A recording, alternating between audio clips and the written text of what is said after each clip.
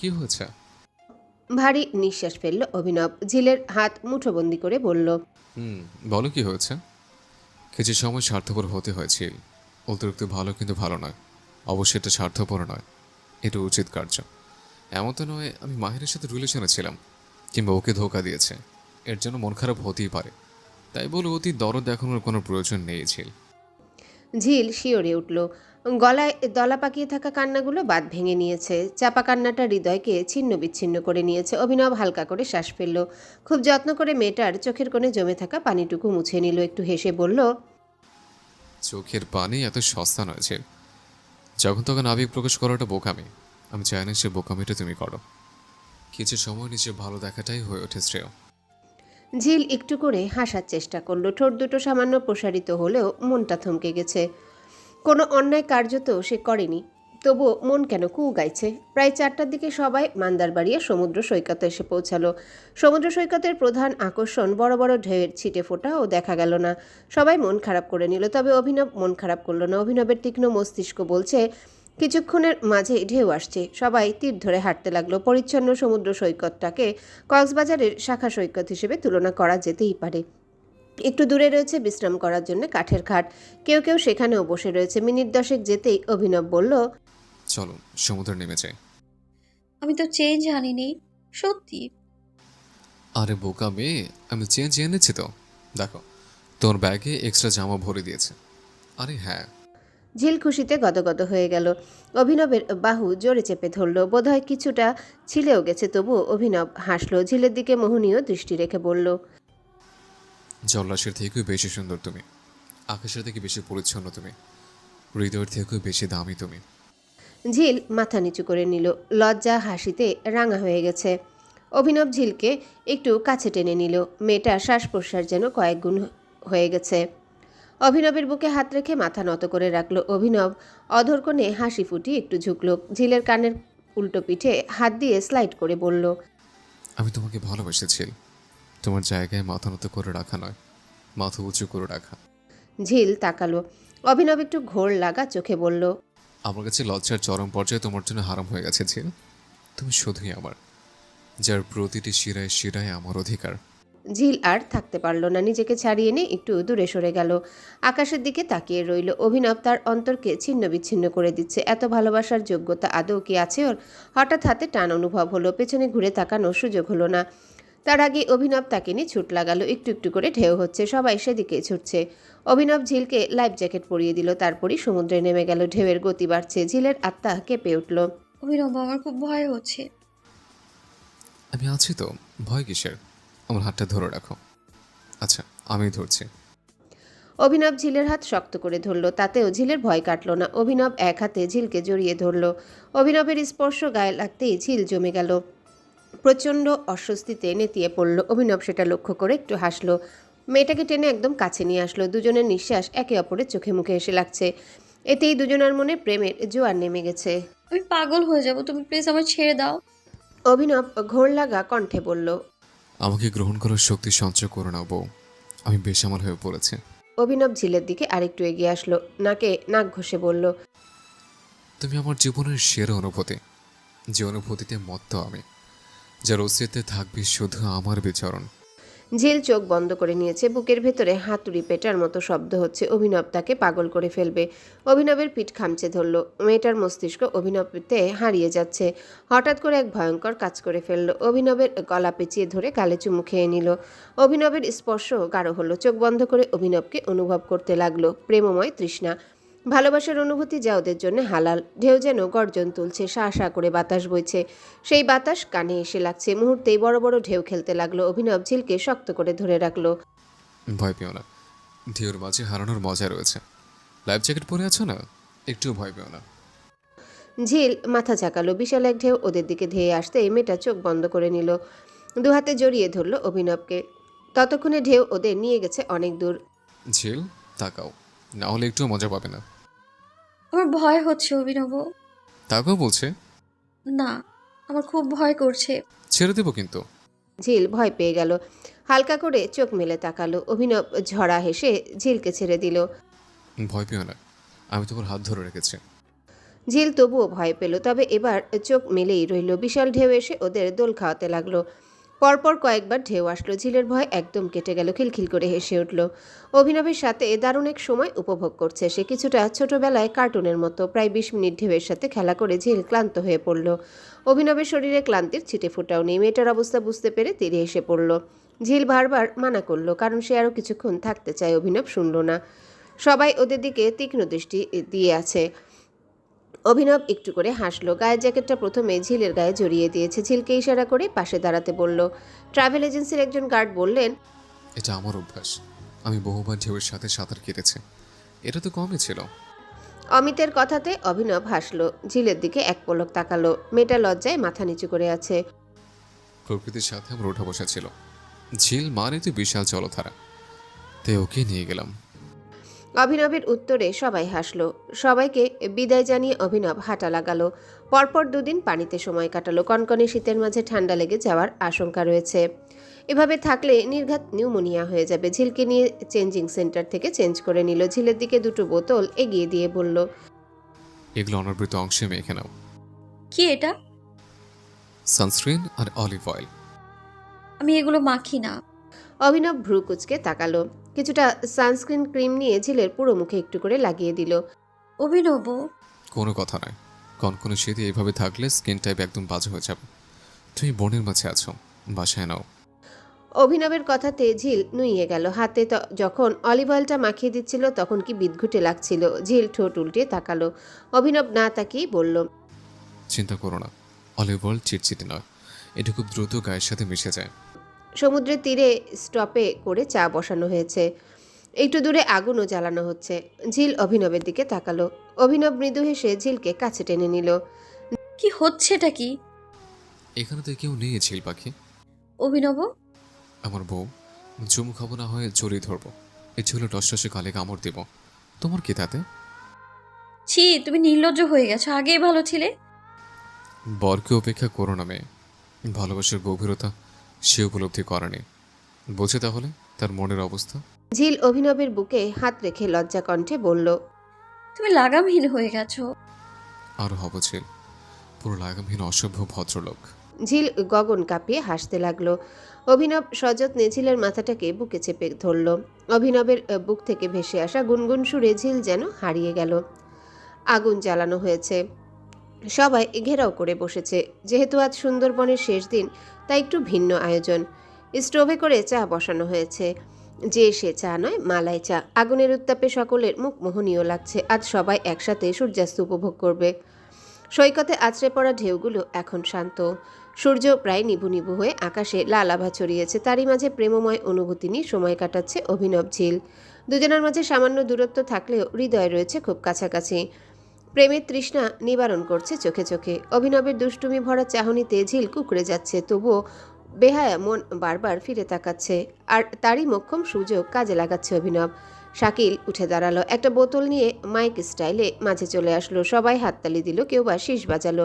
ভাব নিয়ে শাকিল হাত নাড়ালো, ঠিক যেন কোনো দেশের সেলিব্রিটি। খ্যাক করে কেসে বলল, গোপন সূত্রে জানা গেছে আমাদের মাঝে এক জোড়া কাপড় রয়েছে, কিন্তু তাদের পার্সোনাল বিষয়ের কারণে বিষয়টা আড়ালে রেখেছিল।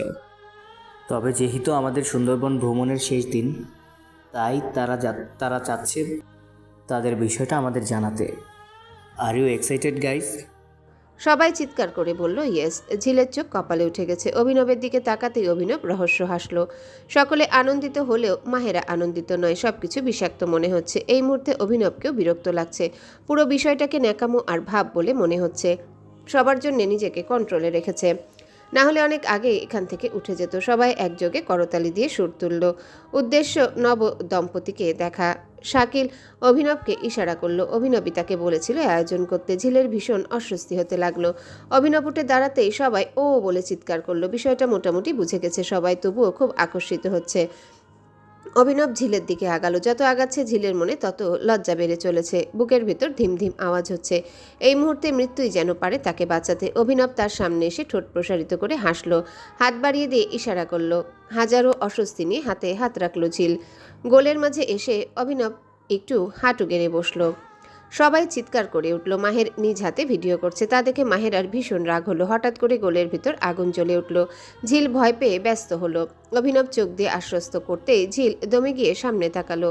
লজ্জায় তার গাল কমলা রঙে পরিণত হয়েছে। অভিনব তার পেছনে গুটিয়ে রাখা হাতটা সামনে নিয়ে আসলো, ঝিলের দিকে একগুচ্ছ পদ্মফুল এগিয়ে দিল। তারপরই বলল অন্তর্কণে থেকে ভেসে আসা সেই বাণী, শোনো মেয়ে, তুমি আমার হৃদস্পন্দন, তুমি আমার ভুবন, তুমি আমার বকধুকপোকানি, তুমি আমার রঙিন আকাশের ধূসর রঙের প্রজাপতি। সবাই একসাথে উঠে দাঁড়ালো। অভিনবের নামে বাহবা দিতে লাগলো। সবাই বলছে ফুলগুলো নিতে। ঝিল ছলছল নয়নে তাকে, অভিনবের চোখ দুটো যেন হাসছে। ঝিল ফুলগুলো নিতেই অভিনব উঠে দাঁড়ালো। কোনো আড়ষ্টতা ছাড়াই সবাইকে উপেক্ষা করে ঝিলকে বুকে জড়িয়ে ধরল। ঝিলের মাঝেও লজ্জার ছিটে ফোঁটা দেখা গেল না। দুহাতে খামচে ধরল অভিনবকে, যেন ছেড়ে দিলেই পালিয়ে যাবে। সূর্যাস্ত হচ্ছে, সবাই সৈকতের দিকে ছুটে গেল। ঢেউগুলো একটু একটু করে উথাল হচ্ছে, তার মাঝে পা মেলাচ্ছে অভিনব। ঝিল জিন্সের কিছু অংশ ভিজে গেছে, তবুও দারুণ এক অনুভূতি। অভিনব ঝিলকে সামান্য চেপে ধরল। কি হচ্ছে কি এসব? প্রেম চলছে। আজব, এগুলোকে প্রেম বলে? এটা তো রীতিমতো ছ্যাঁচড়ামো, যাকে তুমি প্রেম বলে আখ্যায়িত করলে। হুম, এটাই প্রেম, স্বামী স্ত্রী হালাল প্রেম, বুঝছো? দেখ, ছাড়ো তো, আমার অস্বস্তি হচ্ছে। অভিনব ভ্রু কুঁচকালো, অবিশ্বাসের স্বরে বলল, সত্যি অস্বস্তি হচ্ছে? ঝিল মাথা ঝাঁকালো। অভিনব যেন গভীর ভাবনায় পড়ে গেল। কিছুক্ষণ পর ডেভিল স্মাইল দিল, যে হাসির মানে বোঝার আগে ঝিলকে কোলে তুলে নিল। বাচ্চাদের মতো হাত পা ছুটতে লাগলো। অভিনব লম্বা হাসি ফুটিয়ে বলল, যতই করো হেলা, ছাড়বো না তোমায় শেষ বেলা। সে কি ভয়ঙ্কর কবিতা! সত্যি? হ্যাঁ, তোমাকে তো অস্কার দেওয়া উচিত। বাই দ্য রাস্তা, নোবেল দিলেও মন্দ হয় না। ঝিলের রসিকতায় অভিনব হাবুলের মতো তাকালো। ঝিল খিলখিল করে হাসলো। অভিনব চোখ টিপে বলল, আজ তোমার রক্ষে নেই, ফিজিক্স ম্যাথ কেমিস্ট্রি সব শেখাবো আজ। নো। অভিনব ডেভিল স্মাইল দিয়ে হাঁটা লাগালো। লঞ্চে ফিরে এসে সবাই যে যার কেবিনে চলে গেল। রাতে সবার আড্ডা হবে, তাই রেস্ট করার জন্য 2 ঘন্টা সময় দেওয়া হয়েছে। সন্ধ্যার নাস্তা সবার কেবিনে দিয়ে দেওয়া হয়েছে। ঝিল ফ্রেশ হতে গেছে, প্রায় আধা ঘন্টা পর বের হলো সে। অভিনব ফোঁস করে দম ফেলল। এত লেট করে কেউ? আসলে কি, তাহলে এখন কি করে আসলে? আগে তো আসতে পারতে। না, মানে আমি আসলে জিপ ছাড়া জামা নিয়ে গিয়েছি, কুর্তি জিপটা কেটে গেছে, সেটার জন্যই তো এত লেট হলো। তাহলে এখন কি করে আসলে? টাওয়াল পেঁচিয়ে। আগে তো আসতে পারতে। মাথায় আসেনি। অভিনব ঝরা হাসল। ঝিলের কাছে এসে দাঁড়ালো। মেয়েটার শ্বাস ঘন হয়ে যাচ্ছে। অভিনব সে শ্বাস উপেক্ষা করে ঝিলের দুপাশে হাত দিয়ে আটকে ফেলল। কি হচ্ছে কি অভিনব? ম্যাথ। হোয়াট? বলেছিলাম না ক্লাস নেব আজ। দেখো তুমি কিন্তু। অভিনব একটু ঝুঁকলো। আচমকায় ঝিলের পিঠ থেকে টাওয়েলটা সরিয়ে নিল। ঝিল চোখ বন্ধ করে নিল। অভিনব ফিসফিস করে বলল, দ্যাটস ফিজিক্স। হ্যাঁ, তুমি। আমি? দূরে সরো প্লিজ। কেমিস্ট্রি বাকি আছে তো। অভিনব অর্ধেক ক্লাস পছন্দ করে না। ঝিল চোখ মেলে তাকালো, চোখে মুখে অস্বস্তি। অভিনবের ঠোঁটের কোণে মৃদু হাসি। এক হাতে ঝিলের অর্ধ উন্মুক্ত পিঠে হাত ছোঁয়ালো। মুহূর্তেই ঝিলে শরীরে বিদ্যুৎ খেলে গেল। রক্তে শীতল বাতাস অনুভব হলো। আকাশে মেঘের গর্জনের মতো করে বুকের ভেতর গর্জন হতে লাগলো। ঘোর লাগা চোখে অভিনব আরেকটু ঝুঁকে নিল। ভেজা চুলে নাক ডুবাতে ঝিল অভিনবকে খামচে ধরল।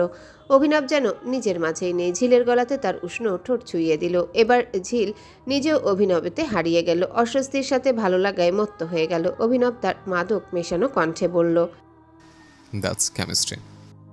ঝিল চোখ মেলে তাকালো। অভিনব তার এতটাই কাছে, ভাবতেই লজ্জা লাগছে। তবুও অভিনবকে খামচে ধরল। অভিনব ঝিলকে একদম নিজের সাথে মিশিয়ে নিয়েছে।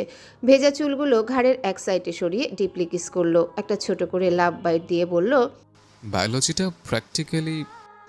ঠিক তখনই কেবিনের দরজায় নক পড়ল। অভিনবের প্রেমময় রোমান্টিক মুহূর্তে ব্যাঘাত ঘটল। ফুটুস করে ভেঙে গেল তার হৃদয়। দরজার অপর পাশের ব্যক্তিটিকে ভয়ঙ্কর এক গালি দিল সে। ঝিল মুখ চেপে হাসছে। অভিনবের রাগে কটমট করে তাকিয়ে বলল, শালা বোর সাথে প্রেম করব, তার উপায়ও নাই। বেরিতে রোমান্সের সেফটি অবধি নেই। ধ্যাত। ঝিলের ভাবভঙ্গি দেখে বিরক্তি প্রকাশ করলো অভিনব। মেয়েটার মাঝে কি কোনো রোমান্টিকতা নেই? দরজা খুলে দিতে একজন স্টাফ লম্বা করে হাসলো, হাতে সন্ধ্যার নাস্তা। অভিনব বিড়বিড় করতে লাগলো। এই নাস্তার জন্য তার রোমান্সের 12টা বাজলো। প্রচণ্ড বিরক্তির মাঝেও অভিনব হাসলো, নম্র ব্যবহার করে বিদায় জানালো। স্টাফ চলে যেতেই ঝিল আড়াল থেকে বেরিয়ে আসলো। অভিনব দাঁত কিরমির করতে করতে টেবিলে খাবারটা রাখলো। ঝিলের অবস্থা তখন যায়, হাসি থামিয়ে রাখতে পারছে না সে। অভিনব রকচটা স্বরে বলল, খাবার থেকে উদ্ধার করো না আমায়। তুমি একটু রোমান্টিক নও ঝিল। আমি আনরোম্যান্টিক? তাহলে আমি আনরোমান্টিক? ঝিল নাক কুচকালো। অভিনব তাকে আনরোম্যান্টিক বলল। আজ রোমান্টিকতা কাকে বলে বুঝিয়ে দিবে। হঠাৎ করে অভিনবের উপর হুমড়ি খেয়ে পড়ল। অভিনব এটার জন্য একটুও প্রস্তুত ছিল না। ঝিলের নিজের প্রতি খেয়াল নেই, জামা কাপড় এলোমেলো। অভিনব ঝিলের দিকে ফ্যালফ্যাল করে তাকিয়ে। যে মেয়ে একটু আগে কাঁপাকাঁপি শুরু করেছিল সেই মেয়ের অবস্থা এখন পুরোই আকাশ পাতাল। অভিনবের নাগাল না পাওয়াতে ঝিল নিজের উপর বিরক্ত হলো। 5 ফিট 3 ইঞ্চি লম্বা হয়েও কোনো লাভ নেই। 6 ফিট বরের কাছে সে নিতান্তই পিচ্চি। ঝিল বুদ্ধি খাটে অভিনবের পায়ের উপর দাঁড়ালো। লক্ষ্য করলো অভিনব ব্যথা পাচ্ছে কিনা। অভিনবের মুখের ভঙ্গিমা স্বাভাবিক, অর্থাৎ ঝিলের ভর তার কাছে তেমন কিছুই না। সাহস সঞ্চয় করে ঝিল অভিনবের গালে চুমু খেলো। অভিনব বেশ অবাক হলো। হঠাৎ ঝিল অভিনবের ঠোঁটের দিকে আগালো। অভিনবের চোখ রসগোল্লা হয়ে গেছে। হাত দিয়ে বাধা দিয়ে বলল, ছি ঝিল, রোমান্টিকতার নাম করে তুমি অশ্লীল হয়ে গেছো। আমি অশ্লীল হয়ে গেছি? ভদ্র বাচ্চাদের মতো দুদিকে মাথা কাত করে সম্মতি জানালো। ঝিল ছিটকে দূরে সরে গেল। অভিনব নিজের চাপা হাসিটা রাখতে পারল না, হো হো করে হেসে উঠল। মেয়েটাকে কিছু বুঝতে না দিয়ে কোলে তুলে নিল, বেডে শুইয়ে দিয়ে তার দিকে ঝুঁকে নিল। ঝিল ভয়ার্ত চোখে তাকালো। অভিনবের ঠোঁটে স্মিত হাসি। অভিনব তার শীতল হাতে ঝিলের গাল ছুঁয়ে দিল। আবেশে চোখ বন্ধ করে নিল মেয়েটা। ধীরে ধীরে সে ঝিলের ঠোঁটের দিকে অগ্রসর হলো। অভিনবের অনুভূতিতে ঝিলও সায় দিল। তাদের ভালোবাসার গভীরতার প্রথম ধাপ। সোজা বাংলায় যাকে বলে ঠোঁটে চুমু খাওয়া। অভিনব ফিসফিস করে বলল, আমার কাছে সব থেকে সুন্দর তুমি ঝিল, যা তো তোমার কাছে ম্লান। তুমি আমার সেই সুখের প্রথম অনুভূতি। ভালোবাসি, খুব খুব ভালোবাসি। অভিনব লম্বা হাসলো। মেয়েটাকে বুকে জড়িয়ে যে শান্তি অনুভব হচ্ছে তার ছিটে ফোটাও ছিল না গত 1.5 বছরে। সকলে একসাথে আড্ডায় বসেছে। মাহেরার নাকি মাথা ব্যথা, তাই সে চলে গেছে। ডিনার শেষ হয়েছে 20 মিনিট আগে। আড্ডা চলবে রাত 11টা অবধি। এখন বাজে রাত 9টার কাছাকাছি। সবাই অভিনব আর ঝিলের বিষয়ে আগ্রহী। ওদের বিয়ে হয়েছে এটা জানলেও কি করে হলো, কিংবা পরিচয় কি করে, সেটা সকলের অজানা। সবাই বেশ খুশি খুশি ভাব নিয়ে আছে। মাহের বেশ হাসি খুশি। মাহেরা যে কোনো ভেজাল করেনি এটাই অনেক। তাই সে নিজেই প্রশ্ন করল, অভিনব আর ঝিল, তোমাদের বিষয়টি একটা রহস্যে ঘেরা। আমরা কিন্তু কিছুই জানি না। এখন একটু ডিটেলসে বলো তো, প্রেমটা কি করে হলো? ঝিল আমতা আমতা করতে লাগলো। পাপড়ি হালকা হেসে বলল, এত ভয় পাচ্ছে কেন ঝিল? প্রেমেই তো, অন্য কিছু তো নয়। ঝিলের মস্তিষ্ক লজ্জায় পড়ল। এরা সবাই কি কোনোভাবে ওকে লজ্জা দিতে চাচ্ছে? অভিনব ঝিলের অস্বস্তি বুঝতে পারল, তাই নিজেই সমস্তটা বলবে বলে ঠিক করলো। অ্যাটেনশন এভরিওয়ান, ঝিল নিতান্তই বাচ্চা, যে আমাকে সেফটি পিন পুশ করে মারতে পারলেও প্রচণ্ড ভয় পায়, আর কথা বলতে গেলে সব গুলিয়ে ফেলে। ওকে জিজ্ঞেস করে কোনো লাভ নেই। কি করে এটা হলো? বলছি, আমাদের প্রথম দেখাটা অস্বাভাবিক। তাছাড়া আমাদের বিয়েটাও জোর করে দেওয়া হয়েছে। সবাই অবাক চোখে তাকালো। জোর গলায় বলল। ঝিল অস্বস্তিতে যে পড়ল, এখন নিশ্চয়ই তার পাগলামোগুলো ফাঁস হবে। অভিনব প্রথমে ভেবেছিল জোর করে বিয়ে হয়েছে, এটা আড়াল করবে, কিন্তু কয়েকদিনে এরা সবাই খুব কাছের হয়ে গেছে। এদের কাছ থেকে কোনো কিছু লুকাতে ইচ্ছে হচ্ছে না। বলছি, ঝিলের স্বভাব বিয়ের আগে বাসা থেকে পালিয়ে যাওয়া। সম্ভবত ও এখন বিয়ে করতে চায় না। ওর ফ্যামিলি ওকে খুব ভালোবাসে, যাকে অতিরিক্ত ভালোবাসা বলে। নাহলে এতবার বিয়ের আসর থেকে পালিয়ে আসা মেয়ে বাসায় ফিরে তাণ্ডব চালাতে পারে। সবাই ঝিলের দিকে তাকালো। লজ্জায় মেয়েটা নেতিয়ে গেছে। সবার মুখে আফসোসের রেখা। এমন ফ্যামিলি আদৌ কি হয়? অভিনব আবারও বলল, 1.5 বছর আগেও পালিয়ে এসেছিল। ঘটনাচক্রে মাঝপথে আমার গাড়ির সামনে এসে পড়ে, আর ওকে নিয়ে সাহায্যের জন্য গ্রামে প্রবেশ করে। গ্রামের লোকেরা নানান কথায় আমাদের বিয়ে দিয়ে দেয়। তাদের ফালতু কালচার যে এভাবে আমার জীবনকে রাঙিয়ে দিবে ভাবতেই পারেনি। এখন তো তাদের সালাম করতে ইচ্ছে হচ্ছে। ফেরার পথে ছিল পাগলেম ছিল দেখার মতো। ভয় পেয়ে আমার হাতে পিন পোষ করে দিয়েছে। সব থেকে বড় কথা, আমি যে ওকে বাঁচিয়ে একটা ধন্যবাদ অব্দি দেয়নি। সবাই হতবাক হয়ে গেছে। ঝিল ভ্রু কুচকে তাকালো। অভিনব তার সাথে লেগ পুল করছে। শোনো, আমি তখন ধন্যবাদ দেওয়ার মুডে ছিলাম না। কার না কার সাথে আমার বিয়ে হয়ে গেল, আর আমি জানাবো তাকে ধন্যবাদ? ঝিলের কথাতে সবাই হাসলো। পাপড়ি ভ্রু নাচিয়ে বলল, তাহলে এখন এত প্রেম কেন? ঝিল লজ্জা পেল। অভিনব একটু করে হেসে বলল, 1.5 বছর পর আমাদের দেখা, এটা তো জানোই সবাই। আর এখানে এসে প্রেম আসলে কারোর সাথে না থাকলে ভালোবাসা অনুভব করা যায় না। আমাদের সাথেও তেমন হয়েছে। সবাই হো হো করে সবাই ওহো বলে উঠল। অভিনব একটু করে হাসলো। আজকের বিশেষ আয়োজন ছিল সাসলিক আর চিকেন চাপ। সবাই খেয়ে যে যার রুমে চলে গেল। কালকেই অভি বাসে ফোন করে কথা বলো, এইচএসসি সিমটা নিয়ে এসছে। ঝিল খুশি খুশি হয়ে ফোন লাগালো। দুবার রিং হতেই ফোন ধরল। ঝিল কাপা স্বরে বলল, হ্যালো ভাইয়া। ঝিল, বোন কেমন আছিস? 3 দিন ধরে তোর কণ্ঠটা শুনতেই পাই না। জানিস কত চিন্তা হচ্ছিল। ট্যুর কেমন যাচ্ছে? কোনো অসুবিধা হয়নি তো? ঝিল ফ্যাল করে তাকালো। একসাথে এত প্রশ্ন করলে উত্তর কি করে দেবে? এই বোন, কথা বলছিস না কেন? ওটা ঠিক আছিস তুই? না, ঠিক নেই। কি? তুই ঠিক নেই? তুই কোথায় আছিস বল, আমি এক্ষুনি রওনা দিচ্ছি। দ্রুত লোকেশন বল। ভাইয়া তুমি থামবে? এত পাগল কেন হও বলো তো? তুমি এত প্রশ্ন করলে আমি কি করে উত্তর দিব বলো? রিল্যাক্স হ এবার। আমি চুপ করে যাচ্ছি। হুম, আমি ঠিক আছি, খুব ভালো আছি, কোনো অসুবিধা হয়নি। এখন বলো তো তুমি কেমন আছো? ভালো আছি, তবে খুব চিন্তা হচ্ছিল। 3 দিন ধরে ঘুম হয়নি। ঝিল দাঁত দিয়ে জিভ কাটলো, মাথা চুলকিয়ে বলল। কিন্তু আমি তো প্রচুর ঘুমিয়েছি।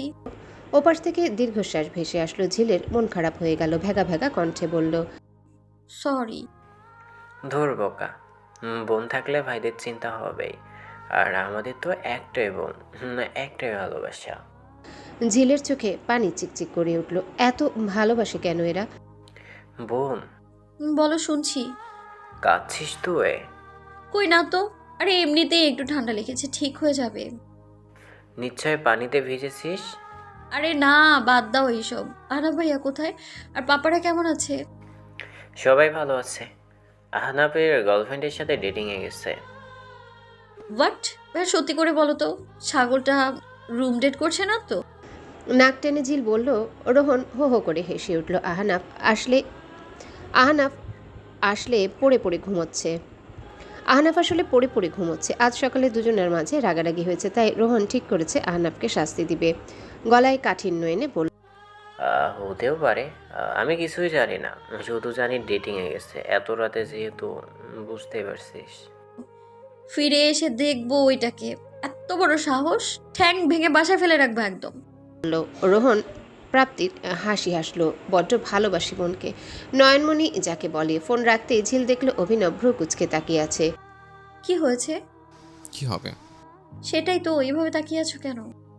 তুমি সবার কথা জিজ্ঞেস করলে, আর তোমার আম্মুর কথা জিজ্ঞেস করলে না। মুহূর্তেই ঝিলের মন খারাপ হয়ে গেল। চোখ দুটো ছলছল করছে। অভিনব একটু অপ্রস্তুত হলো। ঝিলের বাহু টেনে কাছে নিয়ে আসলো। অপরাধীর মতো করে বলল, কি হলো ঝিল, তুমি কাঁদছো কেন? হিচকি উঠে গেছে মেয়েটার, কথা বলতে পারছে না। অভিনব বুকে টেনে নিল, দুহাতে জড়িয়ে ধরল। কোনোভাবে কি ঝিল কষ্ট পেল? বুকের ভেতর মোচড় দিয়ে উঠল। কোথাও একটা রক্তক্ষরণ ঘটেছে। অভিনবের বুক থেকে মাথা উঁচু করে তাকালো ঝিল। একটু হাসি ফুটিয়ে বলল, আমার আম্মু নেই। ঝিল, আমি আসলে খুব সরি, ভেরি সরি ঝিল।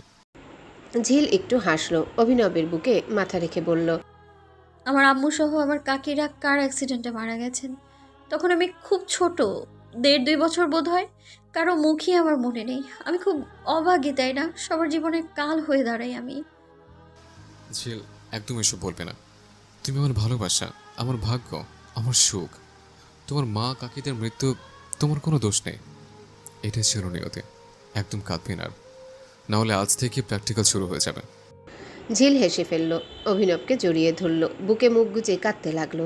অনেকদিন পর প্রাণ খুলে কাঁদছে সে। প্রশান্তির কান্না, প্রাপ্তির কান্না, প্রচুর উত্তেজনা, টানটান ভাব নিয়ে আছে অভিনব আর ঝিল। মুভি দেখছে তারা, যদিও রেকর্ডেড মুভি, বাট দুজনের কারোরই দেখা হয়নি। সিডিটা কালেক্ট করেছে এজেন্সি থেকে। অভিনব ঝিলকে খোঁচা মারছে আর বলছে, দেখো ওরা কত রোমান্টিক, আর তুমি একটা গাধা। আমি গাধা হলে তুমি গাধার বর গরু। ছাগল কোথাকার। ওই, তুমি আমার মেল ভার্সনে বলছো কেন? ছাগল তো তুমি, ছাগি। আর তুমি? কথাটা আনমনেই বলে ফেলেছে ঝিল। অভিনব হাসতে হাসতে বেডে শুয়ে পড়ল। ঝিল আমতা আমতা করতে লাগলো। অভিনবের জ্যাকেট চেপে ধরে বলল, তুমি অনেক বাজি। না জানি তোমার নেক্সট জেনারেশন কত বড় হাদা আর ছাগল হবে। ইস, ঢং এমন করছে যেন নেক্সট জেনারেশনটা আমি একা ক্রিয়েট করব। তুমিও সমান দোষী হবে। আজব, অন্য কেউ তো হতে পারে। এই মেয়ে, তুমি কি আমাকে সন্দেহ করছো? কেন হতে পারে না? ঠাটিয়ে মারবে এক চড়। ইস, মারবে চর, আমার বর তোমাকে ঘুষি মেরে নাক ফাটিয়ে দিবে।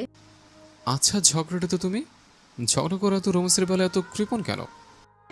ঝিল মৃদু হাসল, ফট করে অভিনবের গায়ে পড়ে গেল। অভিনব এক হাতে জড়িয়ে ধরল। ঝিলের মাথায় হাত বুলিয়ে প্রাণ ভরে নিঃশ্বাস নিল। টিভিতে মুভি চলতে থাকলেও তাতে কারোরই আগ্রহ দেখা গেল না। অভিনব টিভি অফ করে দিল। ঝিলের কোলে মাথা রেখে বলল, সব ভালোবাসে কি এত সুখ আছে ছিল? কেন নয়, অবশ্যই আছে, তবে সুখের জন্য অনেক কষ্ট করতে হয় যে। তুমি অনেক বুঝদার, তবে কিছু ক্ষেত্রে বড্ড ভীত। এভাবে তুমি নিজের শক্তি হারিয়ে ফেলবে। ঝিল লজ্জা পেল। বিষয়টা তিতা সত্যি, কারণ পাপা আর ভাইদের আদরে বড় হওয়া একমাত্র মেয়ে ঝিল। এতগুলো পুরুষ মানুষের মাঝে স্বাভাবিক মেয়েদের মতো বেড়ে উঠতে পারবে না, এটাই স্বাভাবিক। তবু এই অস্বাভাবিকের মধ্যে স্বাভাবিকভাবে বেড়ে ওঠাটাই ইউনিক, যেটা সবাই চায়। অভিনব নীরবতা ভেঙে বলল, তাই বলে ভেবো না আমি তোমাকে মেনে নিতে পারছি না বা অন্য কিছু। তুমি যেমন আমার তেমনই চলবে। এই যে বাচ্চা বাচ্চা ফুটফুটে একটা মেয়ে, এতে আমার শান্তি। শুধু কিছু ক্ষেত্রে তোমাকে সাহসী হতে আর একটু পরিবর্তন হতে হবে। কেমন? এই যে আমার উপর অনেক বিশ্বাস রাখতে হবে, তারপর অল্পতে ভয় পাওয়া যাবে না, নিজেকে ছোট ভাবা যাবে না, সবাইকে জবাব দিতে শিখতে হবে। ঝিল মন খারাপ করে ফেলল। অভিনব কোল থেকে মাথা উঠিয়ে বলল, কি হলো, তুমি কোনো কিছু নিয়ে কি আপসেট? তাহলে আমার কোনো কথায় কষ্ট পেয়েছ? উহুঁ, সেটাও নয়। তাহলে কি হচ্ছে তোমার? মুড অফ কেন? আসলে অভিনব একটা সত্যি কথা বলবো। অভিনব চোখ দিয়ে আশ্বস্ত করে সম্মতি জানালো। কাঠ হয়ে যাওয়া ঠোঁট দুটো জিভ দিয়ে ভিজিয়ে নিল ঝিল। অভিনব উৎসুক দৃষ্টিতে তাকালো। ঝিলের আড়ষ্টতার কারণ কি? আমি আসলে বলো। আমি আসলে তোমাকে দেখলে সব গুলিয়ে ফেলি, তাই সেদিন বানরের বিষয়টা নিয়ে কেঁদে ফেলেছিলাম। আমি ড্যাম শোর তুমি না থাকলে সবাইকে সাইজ করে ফেলতাম, কিন্তু তুমি যখন ছিলে আমি একটা কথাও বলতে পারিনি। বারবার তোমার দিকে তাকিয়েছি, অদ্ভুত আকর্ষণ পাই আমি। কথাগুলো বলেই ঝিল মাথা নিচু করে নিল। অভিনব হাসল। মেয়েটা ফুল প্রেমে হাবুডুবু খাচ্ছে। ঝিলের বাহু ধরে নিজের কাছে নিয়ে আসলো। মেয়েটার দৃষ্টি তখনও নত। অভিনব তার মাদকতাপূর্ণ কণ্ঠে বলল, এটি হবে।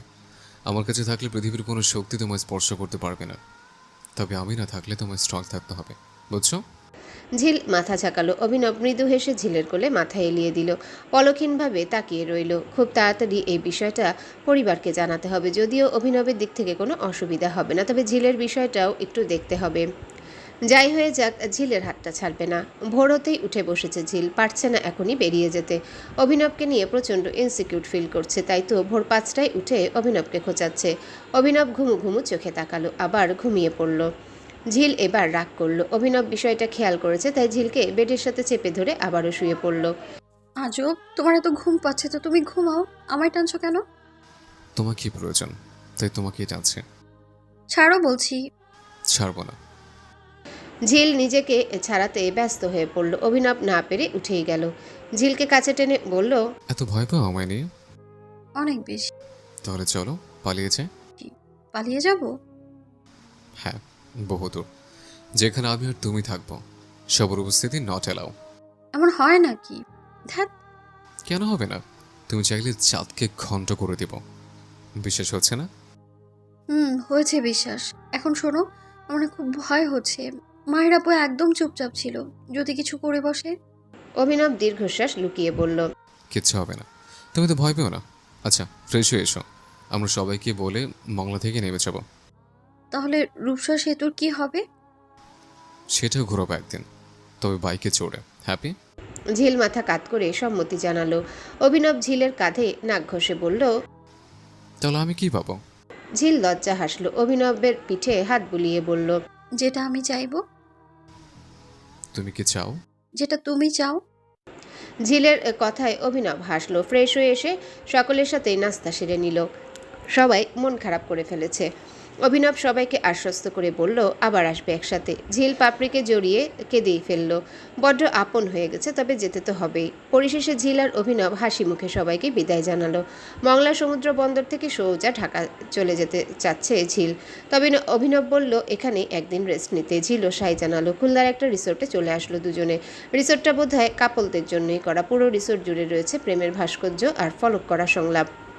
ঝিল মনোযোগ দিয়ে প্রতিটা সংলাপ পড়ছে। কাউন্টার থেকে চাবি কালেক্ট করে বের হয়ে আসলো অভিনব। ঝিলকে মনোযোগ সহকারে সারাদিন কি এখানেই পার করে দিবে? দিতেই পারি, বেশ ভালোই তো লাগছে। রুমটা তো দেখে আসবে। ও হ্যাঁ, আচ্ছা চলো, আমাদের কটেজ কোন দিকে? অভিনব ঝিলকে দিক দেখিয়ে দিল। এক কদম এগিয়ে আবারও পিছিয়ে গেল। অভিনবের হাত ধরে একসাথেই হাঁটতে লাগলো। কটেজে এসে ঝিল অবাক হলো। কটেজের রুমটা ভীষণ সুন্দর। এক সাইডে বাঁশের তৈরি ঘরের মতো ডিজাইন করা। একটা ওয়াশরুম, সাথে ছোটোখাটো কিচেনও রয়েছে। অভিনবের ব্যাগ দুটো কাবাডে তুলে রাখলো। ততক্ষণে ঝিল ব্যালকনিতে চলে গেছে। অভিনব ব্যালকনিতে গেল না, ফ্রেশ হওয়া দরকার, তাই বাথরুমে চলে গেল। একেবারে শাওয়ার নিয়ে ফিরেছে। টাওয়েল দিয়ে মাথা মুছে আশেপাশে তাকালো। ঝিল এখনো ব্যালকনিতে আছে। টাওয়েল হাতেই ব্যালকনিতে চলে আসলো। পেছনে ফিরে আছে ঝিল। অভিনব চারপাশে চোখ বুলালো। ব্যালকনিটা নদী বরাবর। এখান থেকে নদীর পানিগুলো বেশ সুন্দর দেখাচ্ছে। অপর পাশে বিশাল ফুলের বাগান। অভিনবের উপস্থিতি অনুভব করে ঝিল তাকালো। অভিনবের হাসি দেখে ঝিলের বুক ধুকপুকানি শুরু হয়ে গেল। লজ্জা পাচ্ছ কেন ঝিল? আমাদের কিছুই করিনি। তুমি হাসছো কেন? হাসলে বুঝি লজ্জা পেতে হয়? হয়। কফি খাবে? ঝিল মাথা হেলালো। অভিনব কিচেনের দিকে পা বাড়ালো। যাওয়ার পূর্বে বলে গেল ফ্রেশ হতে। কফি বানাতে বেশ বেগ পেতে হচ্ছে অভিনবকে। কেটলিটা নষ্ট বোধ হয়। ঝিল ফ্রেশ হয়ে এসে ভাবলো কফি খাবে, কিন্তু সেটা হলো না। অভিনব অপরাধীর মতো তাকালো। সে দৃষ্টি লক্ষ্য করে ঝিল নাক ফুলালো। এই রাগ করো না, বাইরে থেকে খেয়ে আসি। উম, তাহলে তো তোমার হাতের স্বাদ পাওয়া যাবে না। বোকামি, চলো তো। ঝিলকে টেনে নিয়ে গেল অভিনব। বাইরে এসে ধোয়া ওঠা কফি খেয়ে নিল। শীতের প্রকোপে নেতিয়ে উঠেছে গাছগুলো, কেমন রুক্ষ ও শুষ্ক দেখাচ্ছে। সূর্য যথাসম্ভব কিরণ দিয়ে যাচ্ছে, তবে অভিমানী কুয়াশা সূর্যকে আসতে দিচ্ছে না। লেপ্টে রয়েছে আকাশের বুকে। ঘন ঘন শ্বাস ফেলছে ঝিল। পাশেই অভিনব ফোন হাতে গভীর মনোযোগ দিয়েছে।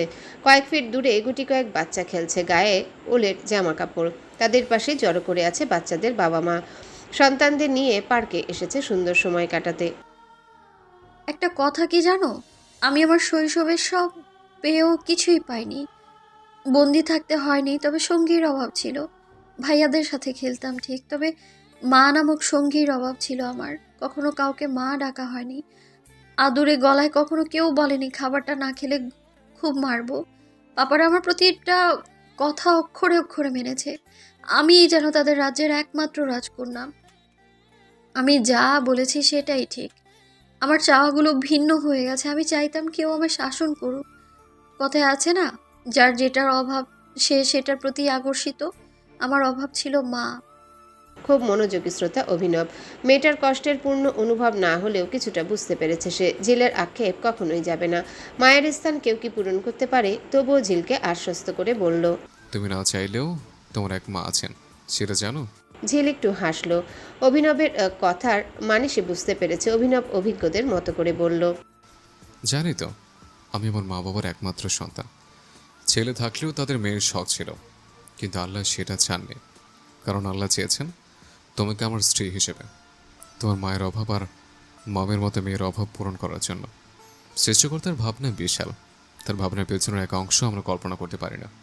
কি জানতো, আমার থেকে 10 বছরের ছোট্ট একটা মেয়ে হবে আমার বউ। ঝিল ভ্রু কুচকে তাকালো। অভিনব প্রশ্নবোধক দৃষ্টিতে তাকিয়ে বলল।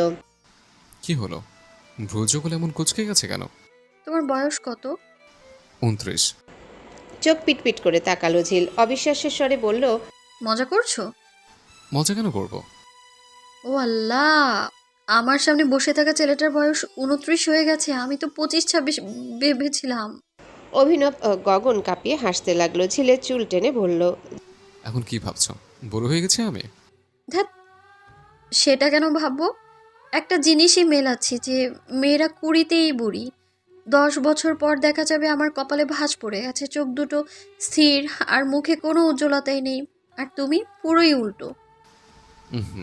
মেয়েরা মা হয়, আর মা কখনো বুড়ো হয় না। তাদের সন্তানের কাছে সবসময় সুপার ওম্যান। ঝিল খিলখিল করে হাসল। অভিনব বাহুতে মাথা ঠেকিয়ে বলল, আইসক্রিম খাবো। হ্যাঁ।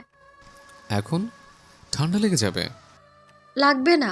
দেখো, ওই পিচ্চি বাচ্চাগুলো কেমন আইসক্রিম খাচ্ছে। তুমি কি পিচ্ছি? কোনো সন্দেহ? অভিনব একটু ঝুঁকে নিল। ঝিলের মুখের দিকে কিছুক্ষণ তাকিয়ে থেকে বলল, বোধ হয় না। অভিনবের বাহুতে চাপড় মেরে হাসল মেয়েটা। আকাশটা একটু একটু করে স্বচ্ছ হচ্ছে, বোধহয় বিকেল হতে চলেছে। কুয়াশাগুলো শিশির হয়ে ঘাসকে রাঙাতে লাগলো। 5-6 বছর বয়সী এক পিচ্চি ঝিলের জামা ধরে টানছে। ঝিল পেছনে ফিরে তাকালো। অভিনব আইসক্রিম নিতে আইসক্রিম পার্লারে গিয়েছে। সময়টা যেন একটু বেশিই নিচ্ছে। হাঁটু গেড়ে পিচ্চিটার সামনে বসলো। বাচ্চা ছেলেটা ফ্যাল করে তাকিয়ে। ঝিল অধর কোণে হাসি ফুটিয়ে বলল, নাম কি তোমার? বাহ, ভারী সুন্দর তো তোমার নামটা। তুমি দেখতেও একদম শিশিরের মতো। বাচ্চাটা খিলখিলিয়ে হাসলো। ঝিল সে হাসি উপেক্ষা করতে পারল না। টুপ করে চুমু দিয়ে দিল। বাচ্চাটা যেন লজ্জা পেল, মাথা নিচু করে রইল। অভিনবকে আইসক্রিম পার্লার থেকে বের হতে দেখে উঠে দাঁড়ালো। আবার জামায় টান অনুভব করলো। শিশির তার জামা টেনে ধরছে। ঝিল হাঁটু গেড়ে বসতেই শিশির বলল, তোমার খিদে পেয়েছে? সকাল থেকে কিছু খাওনি? বাচ্চাটা মাথা ঝাঁকালো। অভিনব ততক্ষণে তাদের পাশে এসে দাঁড়িয়েছে। বাচ্চাটাকে দেখতে একটু হাসলো। কি কথা হচ্ছে ঝিল? ওর খিদে পেয়েছে। আচ্ছা। বাচ্চাটা মাথা ঝাঁকালো। অভিনব নিচু হয়ে হাঁটু মুড়ে বসলো। শিশিরের দুহাত মুঠোবন্দি করে বলল, তোর মা বাবা কোথায়? বাচ্চাটা মাথা নিচু করে ইশারা করলো। অভিনব তাকিয়ে দেখলো বাচ্চাটা মা হিসেবে এক পাগলিকে দেখাচ্ছে। স্তব্ধ হয়ে গেল সে। ঝিল বলল, ওইটাই তোমার মা? অভিনবের অন্তর্কণে ব্যথা অনুভব হলো। একজন পাগলিও তার সন্তানকে আগলে রেখেছে। মা বুঝি এমনই হয়? অভিনব কাউকে ফোন করলো, কিছু কথাবার্তা বলে নিল। ঝিল বাচ্চাটাকে আদর করে যাচ্ছে। অভিনব বলল, ওদের একটা এনজিওতে পাঠালে কেমন হবে ঝিল? বাচ্চারা তো ইনসিকিউর। ঝিলও সম্মতি জানালো। ভাগ্যিস বাচ্চাটা ছেলে। মেয়ে হলে রাস্তায় হায়নারা এই ছোট্ট বাচ্চাটাকে কলঙ্কিত করে দিত, শরীরে বসিয়ে দিত কালো হাতের থাবা। ঝিলের চোখ বন্ধ হয়ে গেল। না জানি কত শিশু প্রতিদিন অত্যাচারিত হচ্ছে, না জানি কত মা তাদের সন্তানকে হারাচ্ছে কিছু বিষাক্ত হায়নার কাছে। বাচ্চাটাকে নিয়ে একটা ফুড কোর্টে চলে আসলো। ঝালবিহীন নানা খাবার অর্ডার করে দিল, কিন্তু শিশির খাবার খাচ্ছে না। ব্যস্ত হয়ে ঝিল বলল, এগুলো কি তোমার পছন্দ নয়? শিশির উত্তর দিল না। অভিনব ভাবনায় পড়ে চকলেট অর্ডার করলো। আশ্চর্যজনকভাবে চকলেটটাও নিল না। অভিনব শিশিরের মাথায় হাত বুলিয়ে বলল, কেন খাচ্ছ না তুমি? থম মেরে গেল ঝিল আর অভিনব। বিস্ময়ে হতবাক। ছোট এক বাচ্চা, সেও তার মাকে রেখে খাবে না। ছলছল করে উঠল ঝিলের চোখ। অদ্ভুত শিহরণ অনুভব হলো। মা নামক মানুষটার প্রতি এত ভালোবাসা সত্যি অতুলনীয়। প্রতিটা সন্তানের কাছে তার মা বাবা সেরা। অথচ আজও এদেশে বৃদ্ধাশ্রম রয়েছে। কিছু অমানবিক সন্তান দামি ফ্ল্যাটে থাকছে আর আস্তাকুড়ের মাঝে ফেলছে মা বাবাকে। নির্জীব আকাশ। সারাদিনের কর্মব্যস্ততা কাটিয়ে আধার নামিয়েছে। ক্লান্ত সে। বোধহয় একটু ঘুমোতে চায়। তাই তো চাঁদটাও মিলিয়ে গেছে, যাতে করে ক্লান্ত আকাশটাকে কেউ দেখতে না পারে। ঘুটঘুটে অন্ধকার। শীতের প্রকোপটাও বেড়েছে, যেন সারা বছরের শীত আজই নেমে এসেছে। ঝিল কাঁপছে। অভিনব লক্ষ্য করলো মেয়েটার শরীর কেমন কুঁকড়ে যাচ্ছে। খানিকটা চিন্তাগ্রস্ত হলো। 3 দিন বনের ভেতর যেমন তেমন করে থেকেছে। না ছিল শরীরের যত্ন, আর না মেনেছে ঠান্ডার ধাঁচ। সমস্ত কিছু ছাপিয়ে শুধুই প্রকৃতির সাথে মিশেছে। অভিনব রিসেপশনে কথা বলে কাঠ নিয়ে এসেছে। আগুন জ্বালিয়ে ছোটোখাটো উত্তাপ পোহাবে। যদিও হিটার রয়েছে, তাতে ভ্রমণ মজা পাওয়া যাবে না। প্রকৃতি প্রেমীরা বোধহয় এমনই হয়। সহজ জিনিস পছন্দ হয় না। কষ্ট করলে তবুও প্রকৃতির সাথে লেপ্টে থাকবে। ঝিল, একটু বেলকনিতে আসো। আগুন জ্বালিয়েছে, দেখবে ভালো লাগবে। ঝিল যেন চাঁদ পেয়েছে, ছুটে আসলো ব্যালকনিতে। অভিনব খুব সুন্দর করে আগুন জ্বালিয়েছে। সচরাচর নিয়মে 2 পাশে 2টো টুল থাকার কথা, কিন্তু তা না করে এক পাশে 2টো ঢোল রেখেছে। অভিনব একটু করে হেসে বলল, বসো। অভিনবের কথাটা যেন মেয়েটার কর্ণপাত হলো না। অভিনব ফোঁস করে শ্বাস ফেলে উঠে দাঁড়ালো। ঘুটঘুটে অন্ধকারে এক টুকরো কাঠের মাঝে জ্বলন্ত আগুন। বিষয়টা পুরোই অদ্ভুত। আগুন বুঝি এমনও সুন্দর হয়? আসলে পরিস্থিতি অনুযায়ী সবকিছুই সুন্দর। ঝিল, আচমকা ধাক্কা লাগায় চমকে উঠে মেয়েটা। অভিনব একটু করে হাসে। পুরো পুতুলের মতো প্যাকেট হয়ে আছে, তাতেও শরীর কাঁপছে। একে নিয়ে সাইবেরিয়া যেতে হলে মহাবিপদ হবে। অভিনব ভেবে নিল আগে থেকে ট্রেনিং দিবে, না হলে ঘুরতে যাওয়াই যাবে না। প্রকৃতির সাথে সখ্যতা যে একটু বেশিই প্রয়োজন। প্রাণ ভরে শ্বাস নেওয়ার জন্য কিংবা আল্লাহ সৃষ্টিকে দেখার জন্য হলেও সখ্যতা বড্ড প্রয়োজন। আর ঝিলকে ছাড়া কোথাও যাবে না। মেয়েটার হাতে হাত রেখেই তো আগাতে চায়। থরথর করে কাঁপছে ঝিল। অভিনব এক হাতে জড়িয়ে বসলো, ছোট্ট বিড়াল ছানার মতো লেপ্টে গেল। অভিনবের শরীরের উষ্ণতা যেন মেয়েটাকে শক্তি জুগিয়েছে। আসলে মানুষের শরীরে উষ্ণতা অদ্ভুতভাবে কাজ করে। চাঁদটা কি সুন্দর, তাই না? চাঁদ? হুম, চাঁদটা এত সুন্দর কেন বলো তো?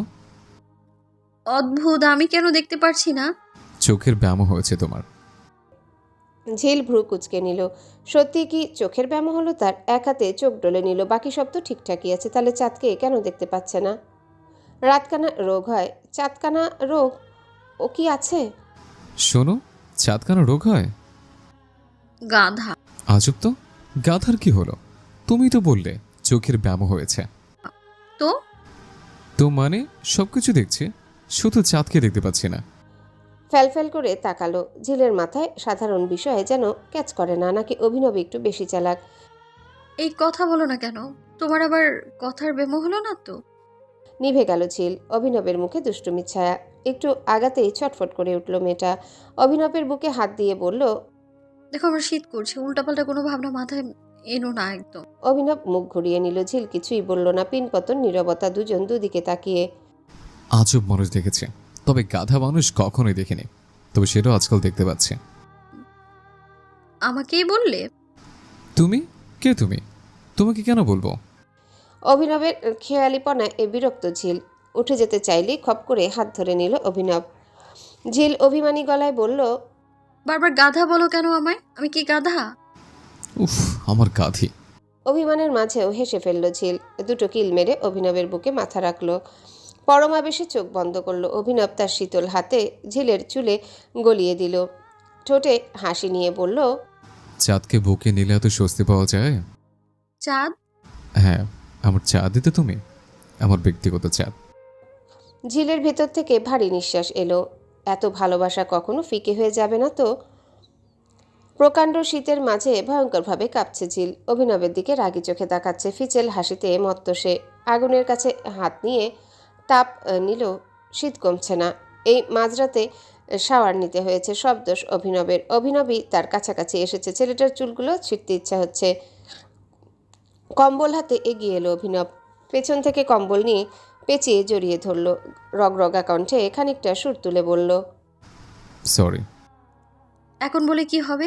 আগে মনে ছিল না? সব দোষ কি আমার? অবশ্যই, অবশ্যই তোমার। তুমিই তো আমাকে কাছে টেনে নিয়েছো। তুমি বাধা দিয়েছিলে? তো এতে আমার দোষ? আমি তো... ইস, বললেই হলো। শোনো মে, আবার শাওয়ার না নিতে চাইলে কাছে আসো। দূরে যাও, একদম কাছে আসবে না। অভিনব ভ্রু কুচকে তাকালো। মেয়েটাকে টেনে বুকে নিয়ে নিল। ভারী নিঃশ্বাস ফেলে বলল, এবার ঘুমাও। ঝিল কথা বাড়ালো না, ঘুমিয়ে পড়ল। সকাল সকাল ঘুম ভাঙল না। কলিং বেল বাজতেই অভিনব পিটপিট করে তাকালো। বিরক্ত হলো খুব, তবুও উঠে গিয়ে দরজা খুলে দিল। সকালের নাস্তা এসেছে। এই নাস্তাগুলোই ওর জীবনকে এক ধাপ পিছিয়ে দিল। বইয়ের সাথে ঘুমিয়েছিল, সেটাও সহ্য হলো না এই নাস্তার। আবার রোম্যান্স করবে, তখনও নাস্তার কল আসে। আজব দুনিয়া। 2 ঘন্টা ঘুমিয়ে তারপর উঠে পড়ল। ঝিলের ঘুম তখনও কাটেনি। অভিনব ফ্যাচফ্যাচানিতে উঠে পড়ল। অভিনব নাকমুখ কুচকে বলল, এত ঘুমালে মোটো হয়ে যাবে, এমনিতেই তো আটার বস্তা। দেখো অভিনব, তুমি কিন্তু অনেক বেশি মজা করছো। তো আমি তো মজা করব, মাঝে মাঝে রোমান্সও করব। তুমি কি ভেবেছ খুব ভদ্র আমি? আসলেই একটা অশুভ। কার ঘাড়ে এসে পড়লাম আমি? বালিশটা ছুঁড়ে অভিনবের গায়ে ফেলল। অভিনব পেট চেপে হাসছে। অন্যদিকে রাগে গজগজ করতে করতে ফ্রেশ হতে গেল ঝিল। রিসোর্টটা কাল ঘোরা হয়নি, তাই আজ ঘুরতে বের হলো। সকালে নাস্তা করে আবার ঘুমিয়েছিল। দুপুরে উঠে সাবান নিয়ে লাঞ্চ করতেই বেজে গেল 4টা, তাই এখনই বের হলো দুজনের। রিসোর্টে দোলনা সহ নানান খেলনা বসানো রয়েছে, সাইকেলিংয়ের ব্যবস্থা। ঝিলের চোখ চকচক করে উঠল। সাইকেলিং করবে সে। অভিনব বাধা দিলেও শুনল না। অভিনব হাত চেপে বলল, কাপল সাইকেলিং করি? রিয়েলি? হ্যাঁ। প্রচণ্ড খুশিতে লাফিয়ে উঠল ঝিল। একটা সাইকেল নিয়ে দুজনাই বসলো। ছোট থেকে সাইকেল চালাতে বেশ পারদর্শী ঝিল, তাই একটু ভয় হলো না। গোল গোল পাক খেতে লাগলো দুজনে। অভিনব কখনো কাপল সাইকেলিং করেনি, বারবার ব্রেক কষছে। তুমি কাপল সাইকেলিং পারোই না। তো আমার কি আরো বলছিল যে আমি পারবো? থাকা দরকার ছিল। হোয়াট? কিছু না, এমনিতেই বললাম। অন্যদিকে নজর দিলে চোখ গেলে দিব একদম। আমি আমার স্বামীকে ভাগ দিব না। অভিনব হেসে ফেলল। ঝিলের গাল টেনে দিয়ে লো স্পিডে সাইকেলিং করলো। ব্যাগ গুছিয়েছ ঝিল? আমার ঘুম পাচ্ছে। আচ্ছা, তাহলে ঘুমাও। শোনো, 1 ঘন্টা পরে কিন্তু বের হব আমরা। বাস কখন ছাড়বে? রাত 11টায়। ডিনার এখানেই করব? অবশ্যই। অভিনব টাইম দেখে নিল, সন্ধ্যা 7টা বাজে, অনেক টাইম আছে এখনো। ঝিলের দিকে তাকিয়ে বলল, তোমার তো ঘুম পাচ্ছে? আচ্ছা, রিসোর্টের বাইরে কোথাও গেলে হয় না? সমস্যা নেই, এতে আমি ম্যানেজ করে নিব। আচ্ছা, তাহলে চলো। বাই দ্য ওয়ে, নিজের ব্যাগ নিজে গোছাও। প্লিজ গুছিয়ে দাও না। অলসতা ভঙ্গুর মানসিকতার সৃষ্টি করে। গুছিয়ে নাও। ঝিল আলসেমি ছেড়ে উঠে দাঁড়ালো। রাগ দেখিয়ে অভিনবের ব্যাগের সব কাপড় বের করে নিল। হতবাক অভিনব। কিছু না বলে গোছাতে গেলেই ঝিল বাধা দিয়ে বলল। দুটোই আমি গোছাবো। অভিনব সরে গেল। ঝিল যত্ন নিয়ে দুটো ব্যাগই গোছালো। খুলনার ফুটপাত দিয়ে হাঁটছে দুজন। খানিকটা অপরিচিত ভাব নিয়ে হাঁটছে। সেই প্রথম দিনগুলো ফিরে পেতে চায়, যখন ওদের বিয়ে হয়েছিল। যে দিনগুলো সত্যিই খুব মনোমুগ্ধকর, শুধু অনুভূতিগুলো আলাদা। তখন চাইতো মুক্তি, আর এখন দুজন দুজনের শক্তি। ভালোবাসাগুলো এমনই হয়, অতিরিক্ত কোনো কিছুই ভালো নয়, তবে ভালোবাসার ক্ষেত্রে সম্পূর্ণ ভিন্ন। ব্যতিক্রম আছে, তবে তাতে কি যায় আসে? ভালো খারাপ মিলিয়েই তো মানুষ। যদি কেউ 51% ভালো হয় তাহলেই সে যোগ্য, কারণ মানুষের ভালো দিকগুলোই বেঁচে থাকার অবলম্বন। দুজনের একটা রেস্টুরেন্টে চলে আসলো। রেস্টুরেন্টটা মূলত কাবাব নিয়ে, নানা রকমের কাবাব রয়েছে এতে। অভিনব মেনু কার্ডটা এগিয়ে দিল। ঝিল বেশ ভেবেচিন্তে অর্ডার করলো। কোরাল মাছের কাবাব, জালি কাবাব, চিকেন পাকোড়া আর রায়তা, সাথে দুটো ধোয়া ওঠা কফিও নিয়ে এলো। অভিনব একগাল হেসে বলল। কাবাব কি শুধু শুধু খাবে? জিভ কাটলো ঝিল। কথা কাটাতে বলল, আসলে আমি অতটাও খারাপ নই যে একাই অর্ডার করব, তাই তোমার জন্যও বাকি মেনু রেখে দিয়েছি। কথায় হারাতে পারবো না তোমায়। ঝিল বেশ ভাব নিয়ে হাসলো। অভিনব কাবাবের সাথে খাওয়ার জন্য বাটার নান আর লুচি নিয়ে নিল। মিনিট 15 পর খাবার দিয়ে গেল। দুজনে পেট পুড়ে খেলো। অভিনব বেশ অবাক হলো, কারণ ঝিল আজ অনেকটাই খেয়েছে। বিল পে করে উঠে দাঁড়ালো। ঝিলের মন খারাপ। অভিনব সেদিকে পাত্তা দিল না, কারণ বাসে উঠতে হবে। ভাগ্যক্রমে আজও বাসের লাস্ট সিট পেল। অবশ্য ভালোই হয়েছে, এতে দম ফেলে ব্যাগগুলো রেখে দিল। মন খারাপ কেন ঝিল? আমরা আলাদা হয়ে যাচ্ছি অভিনব, সেদিকে খেয়াল আছে তোমার?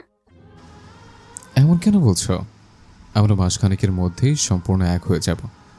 মা বাবার ভেজালটা মিটিয়ে আমি তোমাকে নিয়ে যাব। 1.5 বছর দূরে রেখেছি বলে ভেবো না, এখন ছেড়ে দেব। একদম নিজের কাছে লুকিয়ে রাখবো তোমায়। হাসি কান্নায় ভেঙে পড়ল ঝিল। অভিনবের পেটে মুখ গুজে কাঁদতে লাগলো। কষ্ট হচ্ছে খুব। অভিনবের থেকে দূরে যেতে ইচ্ছে হচ্ছে না।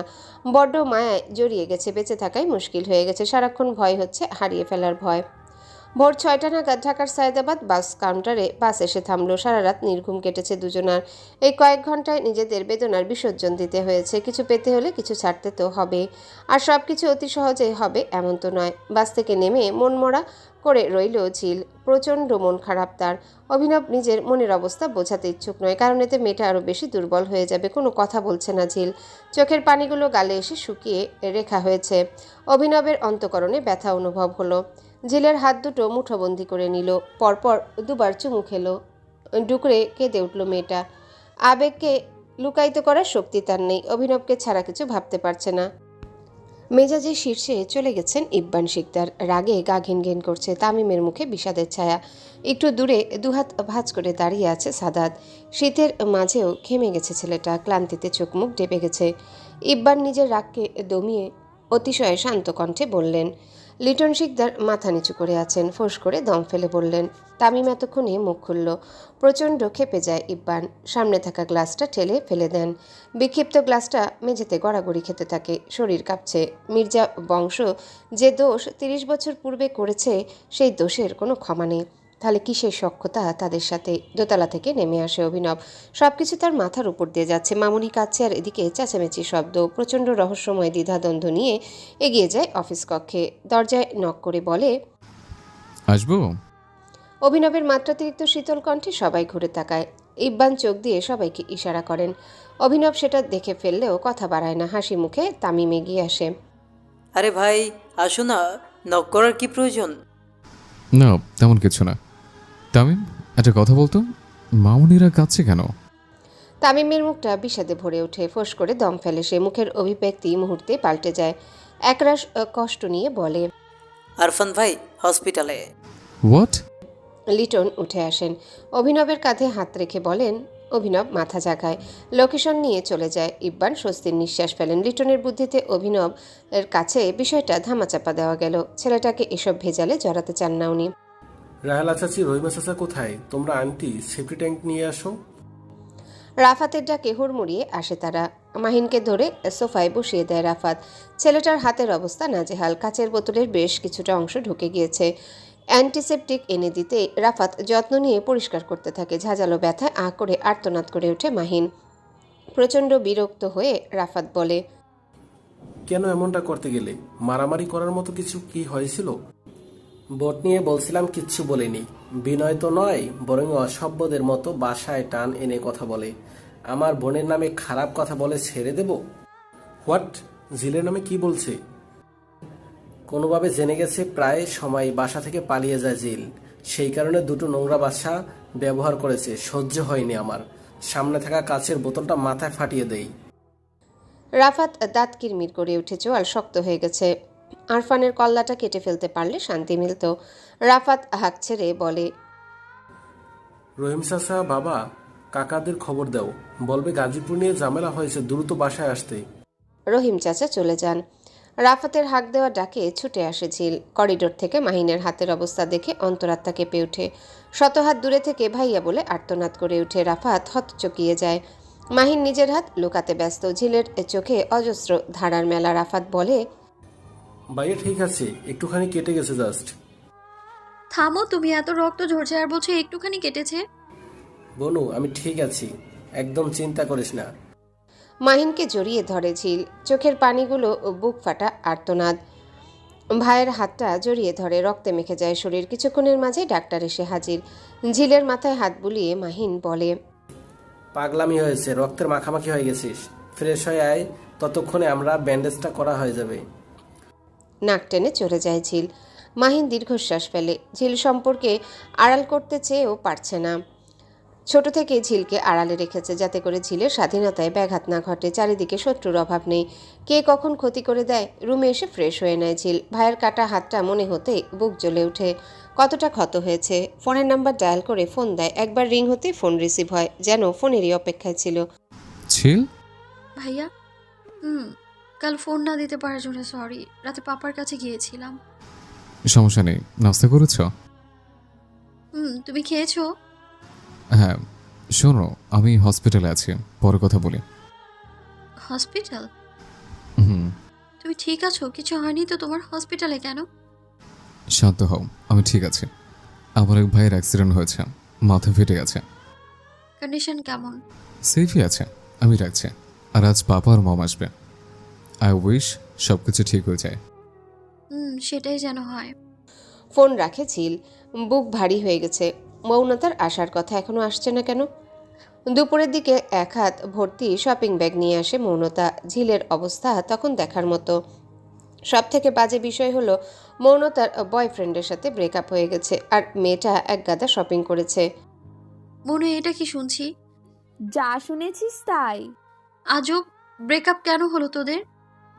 বাজে মানুষের সাথে ব্রেকআপ ছাড়া আর কি হবে বলতো? মৌন, কি করব আমি? অনেক চেয়েছিলাম, বহু চেষ্টা করেছি আমি, কিন্তু ও থাকতে চায় না আমার সাথে। আমার থেকেও সুন্দরীকে পেয়েছে কিনা।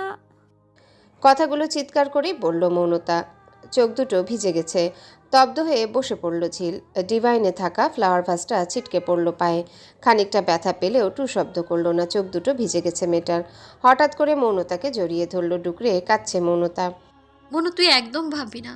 যে তোর যোগ্য না তাকে সাথে রাখার কোনো মানেই হয় না। ভালোবাসতাম খুব। ঘৃণা কর, ঘৃণা করতে হবে।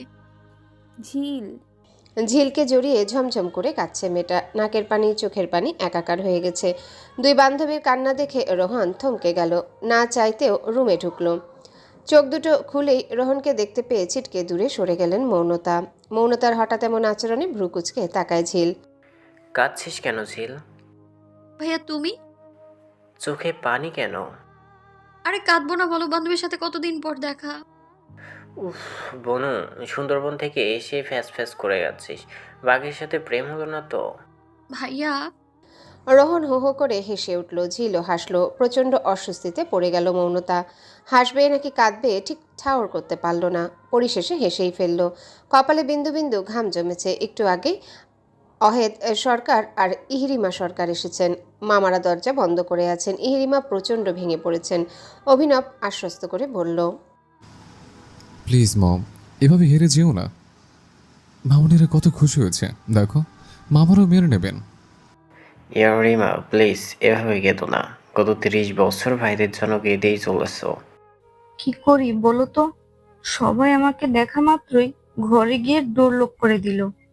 এতটাই ঘৃণা করে আমায়। ইয়ারিমা এমন কেন ভাবছো? তোমার ভাইরাও তো খুশি হয়েছে দেখে। ভাবি, তুমি দেখোই না কতটা ঘৃণা করে আমায়। ইহরিমা মুখে হাত গুজে কাঁদতে লাগলেন।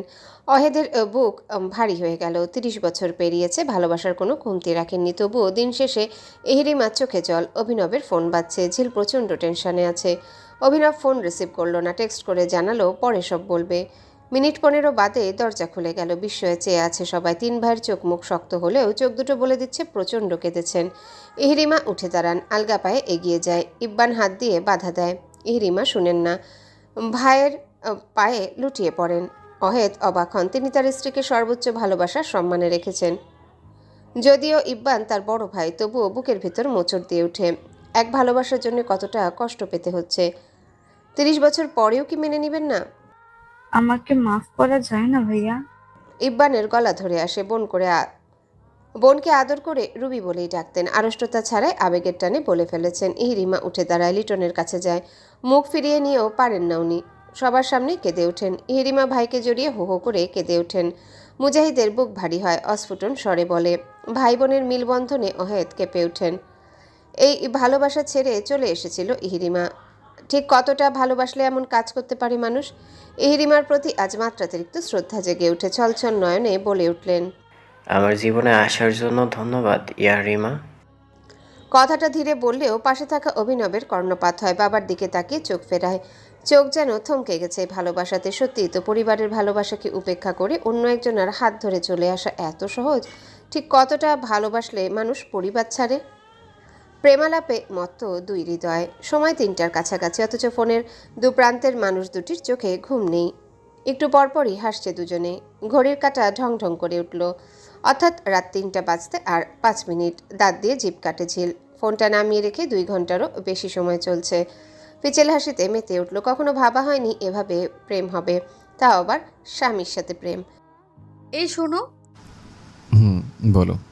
রাত 3টা বেজে গেছে, এখনো ঘুম আসছে না কেন বলো তো? তোমার যে স্বামীর সাথে সখ্যতার প্রয়োজন, সত্যি বলছি, আমার একটু চুমু খেলে ঘুম চলে আসবে। থামো তো তুমি, এত প্রেম ভালো না। আসলে এত প্রেম ভালো না? আহ, ভালো তো, তবে তবে কি ফোন আলাপে মন ভরে না? ধ্যাৎ, অভিনব হেসে উঠল। যেই হাসির শব্দে ঝিলের অন্তর কাঁপে। শোনো মেয়ে, একটু কষ্ট করে ছাদে এসো। ছাদে আসবো? আসো। কেন বলো তো?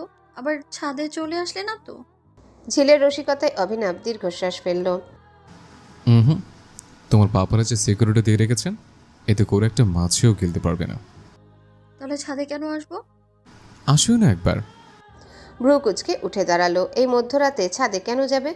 অভিনবের খামখেয়ালিপনায় দীর্ঘশ্বাস বেরিয়ে আসলো। কল হোল্ড করে পা টিপে হাঁটা লাগালো। ভাগ্যিস ভাইদের ঘুম গভীর, না হলে সর্বনাশ হয়ে যেত। ঝিল 1 পা 2 পা করে ছাদে চলে আসলো।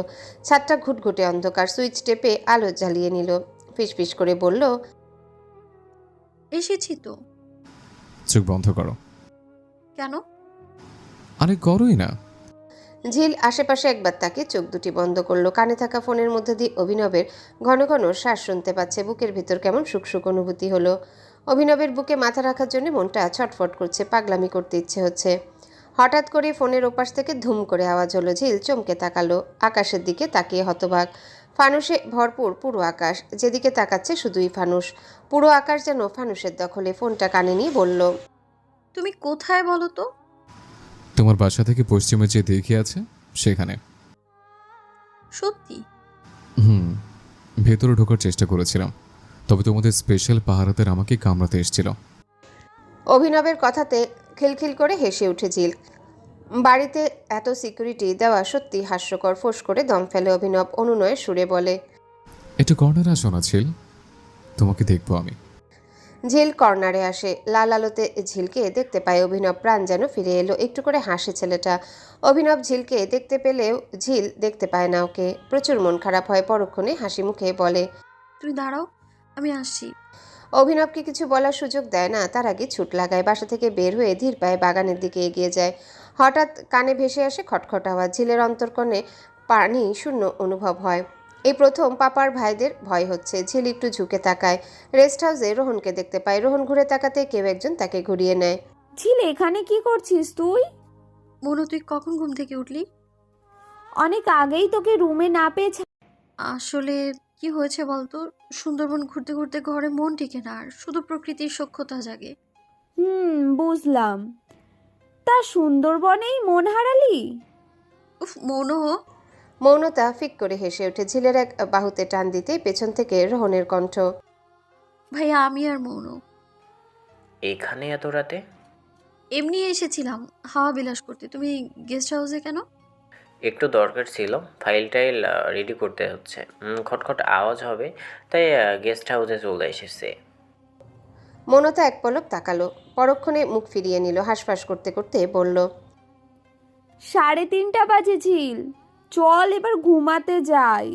ঝিল সম্মতি জানায়। মুখটা একদম চুপসে গেছে। ফোঁস করে দম ফেলে। ফোনটা ভাইব্রেট হচ্ছে। ফোন রিসিভ করার কোনো স্কোপ নেই। একটা টেক্সট পাঠিয়ে দিল। ইস, অভিনবকে দেখার জন্য মনটা কেমন আকুপাকু করছে। কালই দেখা করতে হবে, নাহলে হার্ট ব্লক হয়ে মারা যাবে মেয়েটা। পাপা, আমি বের হবই। আগে তো কখনো বারণ করনি, এখন কেন বারণ করছো? সেটাই তো মামুনি, আগে তো কখনো বারণ করিনি, এখন বারণ করছি মানে কিছু কারণ আছে। আমি কোনো কারণ শুনতে চাই না, আর্জেন্ট বের হতে হবে আমায়।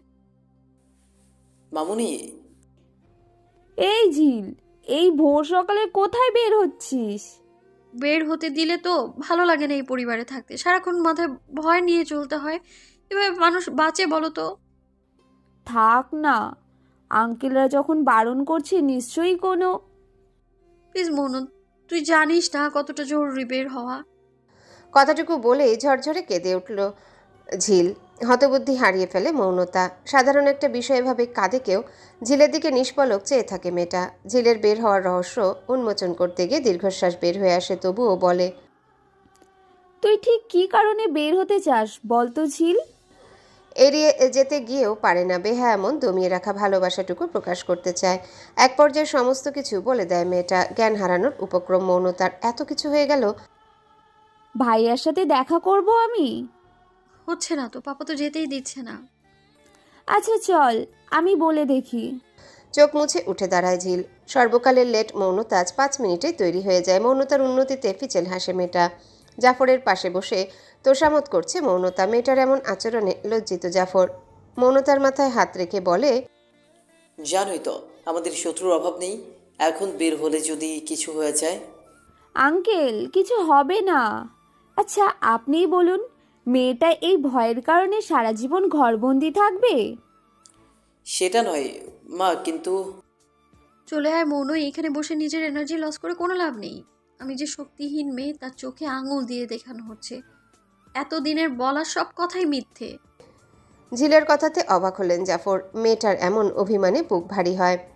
রোহনকে ডাইনিংয়ে যেতে দেখে বলল, রোহন শোন তো, ছোট আপু। ঝিল বের হতে চাচ্ছে, যেতে দিব? দাও, প্রকৃতির সাথে ঘুরে ফিরে এসেছে, এখন ঘরে এমন টিকবে না। খুশি হয়ে যায় ঝিল। ফোঁস করে দম ফেলে জাফর। দুই বান্ধবী বেরিয়ে যায়। রোহনের মনে খটকা বাজে। ঝিলকে কিছু লুকাচ্ছে। ফোন বেজে ওঠে রোহনের। বিরক্তিতে মন তেতে উঠে কল রিসিভ করেই বলে, আমাকে কল করার কথা ভাববিও না তোয়। যে আগুন তুই লাগিয়েছিস তার জন্য তোকে পস্তাতেই হবে। আমার বোনের মুখেরও যোগ্য না তুই। কোনো কথাই শুনে না রোহন। শরীর কাঁপছে তার। সুমা নামক মেয়েটিকে ভালোবেসেছে ভাবতেই গা গুলিয়ে আসছে। গাজীপুরে খবরটা সুমাই রটিয়েছে। কাল রাতে সমস্ত ডিটেলস পেয়েছে সে। এই মেয়ের চরিত্র সম্পর্কেও কিছু তথ্য পেয়েছে। অত্যন্ত নিকৃষ্ট এই মেয়ে। দ্রুত ফোন পকেটে পুরে নেয়। বের হতে হবে। ঝিলের উপর নজর রাখতেই হবে। মেয়েটার কোনো ক্ষতি হতে দিবে না, প্রয়োজনে জান দিবে, তবুও বোনের ক্ষতি হতে দিবে না। রঙিন ছাতা দ্বারা সজ্জিত এক রেস্টুরেন্ট, খানিকটা বিদেশি ধাঁচের, মূলত বাঙালি রেস্টুরেন্টের মতো আপ্যায়ন হলো, খাবারগুলো বিদেশি। উত্তরা মডেল টাউনে এসেছে ঝিল, অভিনব আর মৌনতা। কোনো দিকে না থেকে অভিনবের কাছে ছুটে গিয়েছে মেয়েটা। মৌনতার সামনে এমন আচরণে অভিনব ভারী লজ্জা পেয়েছে। এক গাদা খাবার অর্ডার করে নিল মৌনতা। মেকি হাসি দিয়ে বলল, আমি বাবা কাবাডের হাড্ডি হতে চাই না। তোরা কথা বল, আমি খাবার খেতে থাকি। ঝিল মুচকি হাসে। অভিনব ও ঝিল একে অপরের চোখের দিকে তাকায়। তৃষ্ণাময় চোখ দুটো যেন ঝলমল করছে। দুটো দিন কতটা কষ্টে কেটেছে, হাজারো ভালোবাসার মাঝেও খামতি ছিল, যে শূন্যতা দুজনার বুকে রক্তক্ষরণ করেছে। কেমন আছে ঝিল? যেমন দেখছো। কেঁপে ওঠে ঝিল। অভিনব কি করে বুঝলো বিষয়টা? শুকনো ঢোক গিলে মাথা নাড়ায়। অভিনব তার শক্ত হাতে মেয়েটার হাত মুষ্টিবদ্ধ করে, পরপর কয়েকবার চুমু খায়, স্বস্তির নিঃশ্বাস ফেলে বলে, আজই আমি তোমার আর আমার কথা বাসায় জানাবো। সবকিছু যেহেতু ঠিক হয়ে গেছে, তাই তোমাকে আর দূরে রাখতে চাই না। সবাই মেনে নিবে তো অভিনব? কেন নেবে না? আমার স্ত্রী তুমি, গার্লফ্রেন্ড নাও, যে যা বলবে তাই হবে। আমি সবাইকে নিয়ে ভালো থাকতে চাই অভিনব, একটা সুস্থ পরিবার চাই। আমি ক্লান্ত এই পৃথিবীতে। চিন্তা করো না ঝিল, কথা দিলাম সবাইকে নিয়েই আমরা সংসার করব। মৃদু হাসে ঝিল। অভিনবের হাতে ঠোঁট ছুঁয়ে দেয়। ওপাশ থেকে মৌনতা বলে, ভাইয়া, প্রেম করার জন্য আলাদা স্পেস লাগবে নাকি? না শালিকা, আপনি বলেছেন, এতে আমি খুশি। আমার জন্য এত ভেবেছেন, তাই আপনার হানিমুনের পুরো খরচ আমার। অভিনবের কথায় মৌনতার দম বন্ধ করা হাসি। ঝিল চোখ রাঙিয়ে বলে, অসভ্য হয়ে যাচ্ছ তুমি। অসভ্য তো হতেই হবে বউ। আজব। হুম, আজব না। আমাদের হানিমুনটা কোথায় হবে বলো তো? কোথায়? সাইবেরিয়া যাবো ভাবছি। পাগল তুমি? সাধারণ তাপমাত্রায় আমি জমে যাই আর যাবো সাইবেরিয়া? তুমি জানো সেখানে তাপমাত্রা কত হয়? কত আর? মাত্র 50°+। এটাকে মাত্র বলছো তুমি? তো মানে আমি যাব না। তো কাম অন ঝিল, তুমি না ট্রাভেলার্স? একজন প্রকৃতিপ্রেমী হয়ে এত ভয় পাও? ছি, রীতিমতো আমায় অপমান করছো তুমি। প্লিজ ঝিল। মুখ গোমরা করে নেয় ঝিল। পরক্ষণে এক চিলতে হাসে মেয়েটা, চোখ দিয়ে আশ্বস্ত করে বলে এসে যাবে। হঠাৎ করে পেছন থেকে গুমোট কণ্ঠ ভেসে আসে, মির্জাবাড়ির মেয়ের মুখ কালো করতে রেস্টুরেন্টে আসছে? বিয়ের আগে যে মেয়ে পালায় যায় তার চরিত্র নিয়ে সন্দেহ থাকা স্বাভাবিক। আরফানের কণ্ঠটা চিনতে অসুবিধা হলো না অভিনবের। অভিনব পিছনে ঘুরে তাকালো। মাথায় ব্যান্ডেজ নিয়ে আরফান বাঁকা হাসছে। অভিনবকে দেখতে পায়নি সে, কারণ ঝিলের মুখোমুখি দাঁড়িয়ে আছে আরফান। ঝিল উঠে দাঁড়ালো। উক্ত ব্যক্তিটিকে এসে চিনে না, তবুও ভদ্রতার খাতিরে বলল, আপনাকে তো চিনলাম না। আমার চরিত্র নিয়ে প্রশ্ন তোলার আপনি কে? আহনা মির্জা। আরফান ব্যঙ্গ হাসল। অভিনব বিষয়টা বোঝার চেষ্টা করছে। আপাতত সামনে থাকা মানুষটার প্রতি চরম বিরক্ত ঝিল। ততক্ষণে মৌনতাও চলে এসেছে। মৌনতাকে দেখে আরফান বলল, আবার সাথে করে বান্ধবীকেও নিয়ে এসেছ? বাহ, মির্জা বংশের কি উন্নতি হলো! এইসব নোংরামি শুধু ওরাই পারে। অভিনবের রাগ উঠে গেল। সমস্ত কিছু তার মাথার উপর দিয়ে যাচ্ছে। নিজেকে দমিয়ে রাখতে ব্যর্থ হলো। উঠে দাঁড়াতে আরফান অন্য দিক ফিরে হাঁক ছেড়ে ডাকতে লাগলো, আরে কোথায় তোরা? মির্জা বংশের সম্মান দেখে যা। কোন ছেলের সাথে ফষ্টি নষ্টি করে বেড়াচ্ছে? ঝিল অবাক হলো। কি বিশ্রী ভাষা ব্যবহার করছে। অভিনবের চোয়াল শক্ত হয়ে গেল। টেবিলটাকে খামচে ধরে বলল, আরফান ভাই। কথাটা শোনা মাত্রই আরফানের মস্তিষ্ক এলোমেলো হয়ে গেল। পেছনে ঘুরে অভিনবকে দেখে অবাকের চরম পর্যায়ে। এতটাই অবাক হলো যে চোখের পলক পড়ছে না। অভিনবের মুখে ভাই ডাক শুনে ঝিলের মুখের অভিব্যক্তি পাল্টে গেছে। সব কেমন ওলটপালট লাগছে। মৌনতার অবস্থা শোচনীয়। সে যেন দর্শক মাত্র, কিছুই বুঝে উঠতে পারছে না। অভিনব ভ্রুকুচকে বলল, এ কেমন ভাষা? ওর প্রতি এমন বাজে ইন্টেনশন কি করে দিতে পারো? ইহান তুই মির্জা বংশের মেয়ের সাথে তুই কি করছিস? ও আমার গার্লফ্রেন্ড। হোয়াট? এখনই বাসায় ফিরবি তুই। এই মেয়েটার সাথে কোনো কথা নয়। বাজে বংশের বচে। কথাটা বলার আগেই টকবগে কণ্ঠের ধমক ভেসে আসলো। সবাই যেদিকে তাকালো। রোহনের শরীর কাঁপছে। দিরহামকে ঝিলের পিছু পাঠিয়েছিল। একটা ছেলের সাথে দেখা করছে শুনে এদিকে রওনা দেয়। এখানে এসে আরফানের ভাষাগুলো শুনতে পায়। একটাও কথা নয় আরফান শিকদার, নিজেকে সংযত রাখো। আমার বোনের দিকে আঙুল ওঠানোর সাহস কি করে হয়? বোনের হয়ে সাফাই গেছিস? তোর বোনের মানসিকতার ঠিক আছে? এখানেই থেমে যান, না হলে বিবাদে যেতে বাধ্য হব আমি। দুজনার কলহ লেগে যায়। ঝিল জোরে চিৎকার দিয়ে ওঠে। কেউ কোনো কথা শুনে না। মুহূর্তেই শোরগোল পেকে যায়। অভিনব যেন পাথরের মূর্তি, সমস্ত কিছু দেখে যাচ্ছে, বুঝতে পারছে না এদের শত্রুতা। চরম বিপাকে পড়েছে ছেলেটা, তবে চুপ থাকা শ্রেয় বলে চুপ রয়েছে। ঝিলকে এক সাইডে নিয়ে গেল অভিনব। শান্ত হও ঝিল, অনেক বড় সমস্যা হবে অভিনব, আমার মাথা কাজ করছে না। ঠান্ডা হও প্লিজ। মুহূর্তের মধ্যে পুরো রেস্টুরেন্টে কলহের সরাইখানা হয়ে ওঠে। মির্জা পরিবার আর শিকদার পরিবার মুখোমুখি হয়। অভিনব বুঝতে পারে জটলাটা গভীর। এর সমাধান কি করে করবে বুঝে ওঠে না। রেস্টুরেন্টের ম্যানেজার সবাইকে বসার ব্যবস্থা করে দেন। ঝিল আর অভিনব পাশাপাশি দাঁড়িয়ে রইল। হঠাৎ করেই ছেলেটা ঝিলের হাত শক্ত করে ধরল। ঝিলের নয়নে অশ্রুর মেলা। অভিনবের দিকে ফ্যালফ্যাল করে তাকালো। অভিনবের দৃষ্টি স্থির দেখে অবাক হলো। তোমার সাথে মির্জা বাড়ির মেয়ের কি সম্পর্ক ইহান? বড় মামা, ও আমার ভালোবাসা। ইহান কিছু নিষিদ্ধ জিনিস থাকে সেখানে হাত বাড়াতে নেই। ঝিল, এদিকে আসো। পাপা, আমি আহনাফ গিয়ে ঝিলের পাশে দাঁড়ালো। এক ঝলক তাকিয়ে বোনের হাত ধরল। অভিনব ভ্রুকুটি করে বলল, হাতটা ছেড়ে দাও। আমার বোনের হাত ধরার জন্য পারমিশন লাগবে? হুম, লাগবে না, তবে এখনো আমার সাথেই থাকবে। ভাই আমার কথাটা শোনো। অনেক হয়েছে ঝিল, এবার আর না। আমরা চাই না শিকদার পরিবারের সাথে আত্মীয় করতে। ভাইয়া, ভাইয়া। অভিনব ঝিলকে টেনে নিল। আহনাফ ফোঁস করে দম ফেলে বলল, আমাকে জোর করতে বাধ্য করবেন না অভিনব। আবার সম্মান মাটিতে মিশিয়ে দিতেও পারি। তুমি ওর বড় ভাই আনাফ, বোনকে কতটা ভালোবাসা আমি জানি, তোমার বোঝা উচিত। পরিস্থিতি ভালো না, হাতটা ছেড়ে দিন। ভরসা রাখো আমার উপর। অভিনব একটু বেঁকে তাকালো। হাতটা আলগা করে দিয়ে ঝিলের দিকে তাকালো। চোখের কোণে পানি জমেছে। একটু হাসলো। আহনাফের দিকে তাকাতেই আহনাফ চোখ সরিয়ে নিল। ঝিলের হাত ধরে এগিয়ে গেল। বিভক্ত হয়ে গেল দুটো পরিবার, বিচ্ছেদের রেখা দুটো হৃদয়। হঠাৎ করে ঝিল কেঁদে উঠল। আমি ওর কাছে যাব, ছাড়ো তোমরা। ঝিল, অভিনব আগাতে ইব্বান বাধা দিলেন। ঝিলের কান্নার মাত্রা বেড়ে গেল। বুকে পাথর চেপে আছেন জাফর। মেয়েকে কষ্ট দিতে চাইছে না, তবে সবকিছুর সমাধান যে হয় না। Don't talk to me. কেউ আমার কাছে আসবে না। আমার জীবন্ত লাশ বানিয়ে দিলে তোমরা। মানুষ মনে হয় না আমায়। এত কিসের অহংকার?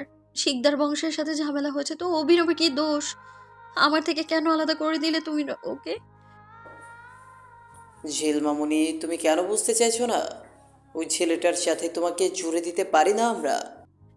ওয়াও বড় পাপা, এতদিন তো খুব বলতে চাঁদকেও হাজির করে দিবে, পুরো পৃথিবীটাই আমার। আজ কেন উল্টো গান গাইছো? মামুনি, no more word, leave me alone. অভিনবকে এনে দাও, না হলে আমি শেষ করে দিব নিজেকে। ভালোবাসি আমি। Any cost, at any cost অভিনবকে চাই আমার।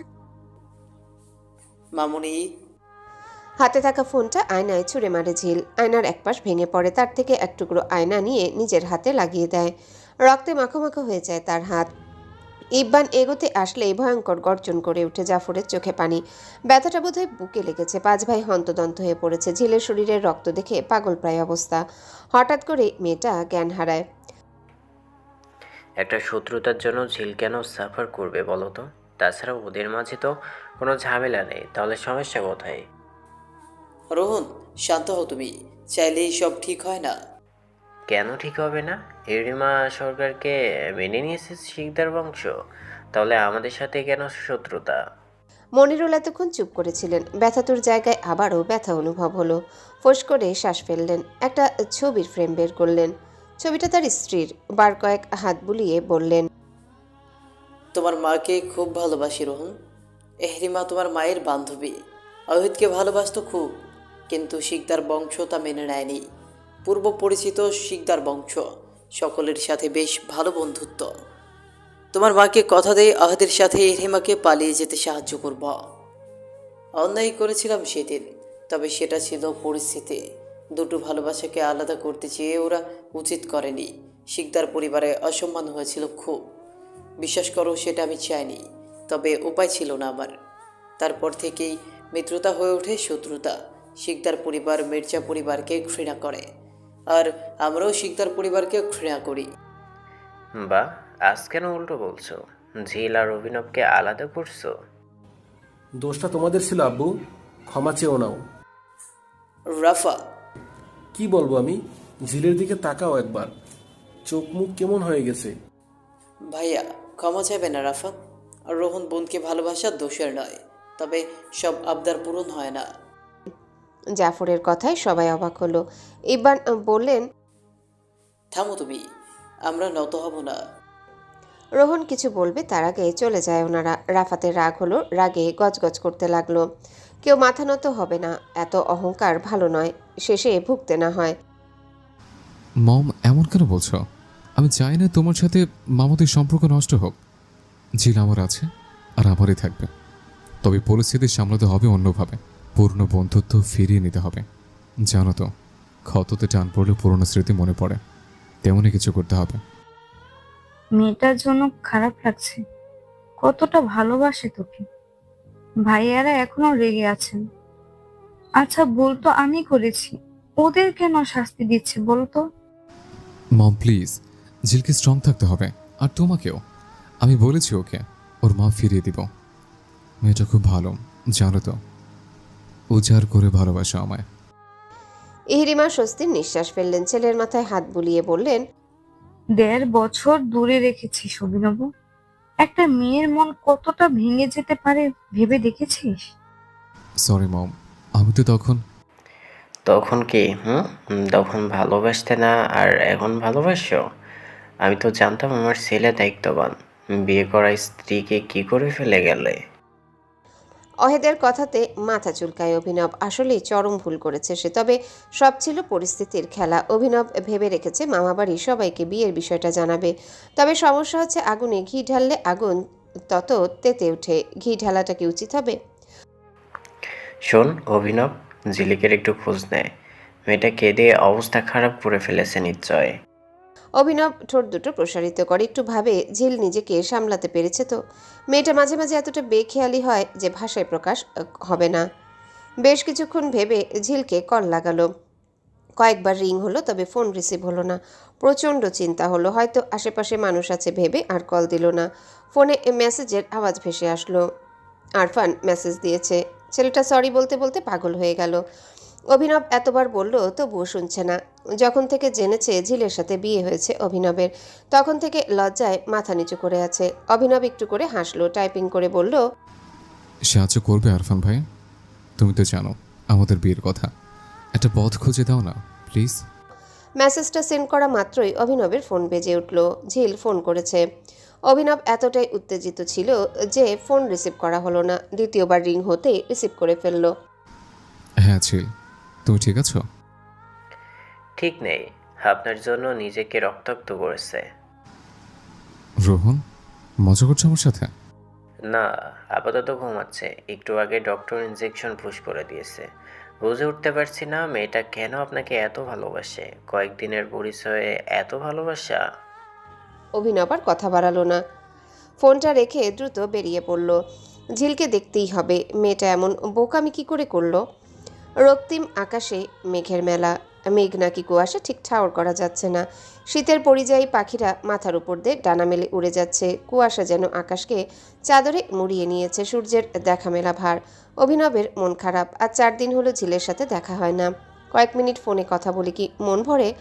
এই যে সেদিন ঝিলের জন্য ওদের বাসায় গিয়েছিল, শুধু মুখেই ফিরে আসতে হয়েছে। কড়া গার্ড দেওয়া, মারামারি করে নিজের ইমেজ খারাপ করতে চায় না সে। ফোন দিলেই প্যাচ প্যাচ করে কাঁদে মেয়েটা। বাড়ির ছেলে পেলেগুলো ফুল সাপোর্টে থাকলেও বড়রা মানতে পারছে না। হাজার হোক 30 বছরের দ্বন্দ্ব এত সহজে কি যায়? সূর্যের সেটুকু আলো পৃথিবীকে রাঙিয়েছিল, সেটাও নিভে যাচ্ছে। সারাদিনের কর্মব্যস্ততা কাটিয়ে এখন সে বিশ্রাম নেবে। মন খারাপের মাঝে অভিনবের বাজে এক ইচ্ছে হলো। হাতের কাছে সিগারেট থাকলে এই অনুচিত কাজটা নির্দ্বিধায় করে নিত। আফসোস সেটাও নেই।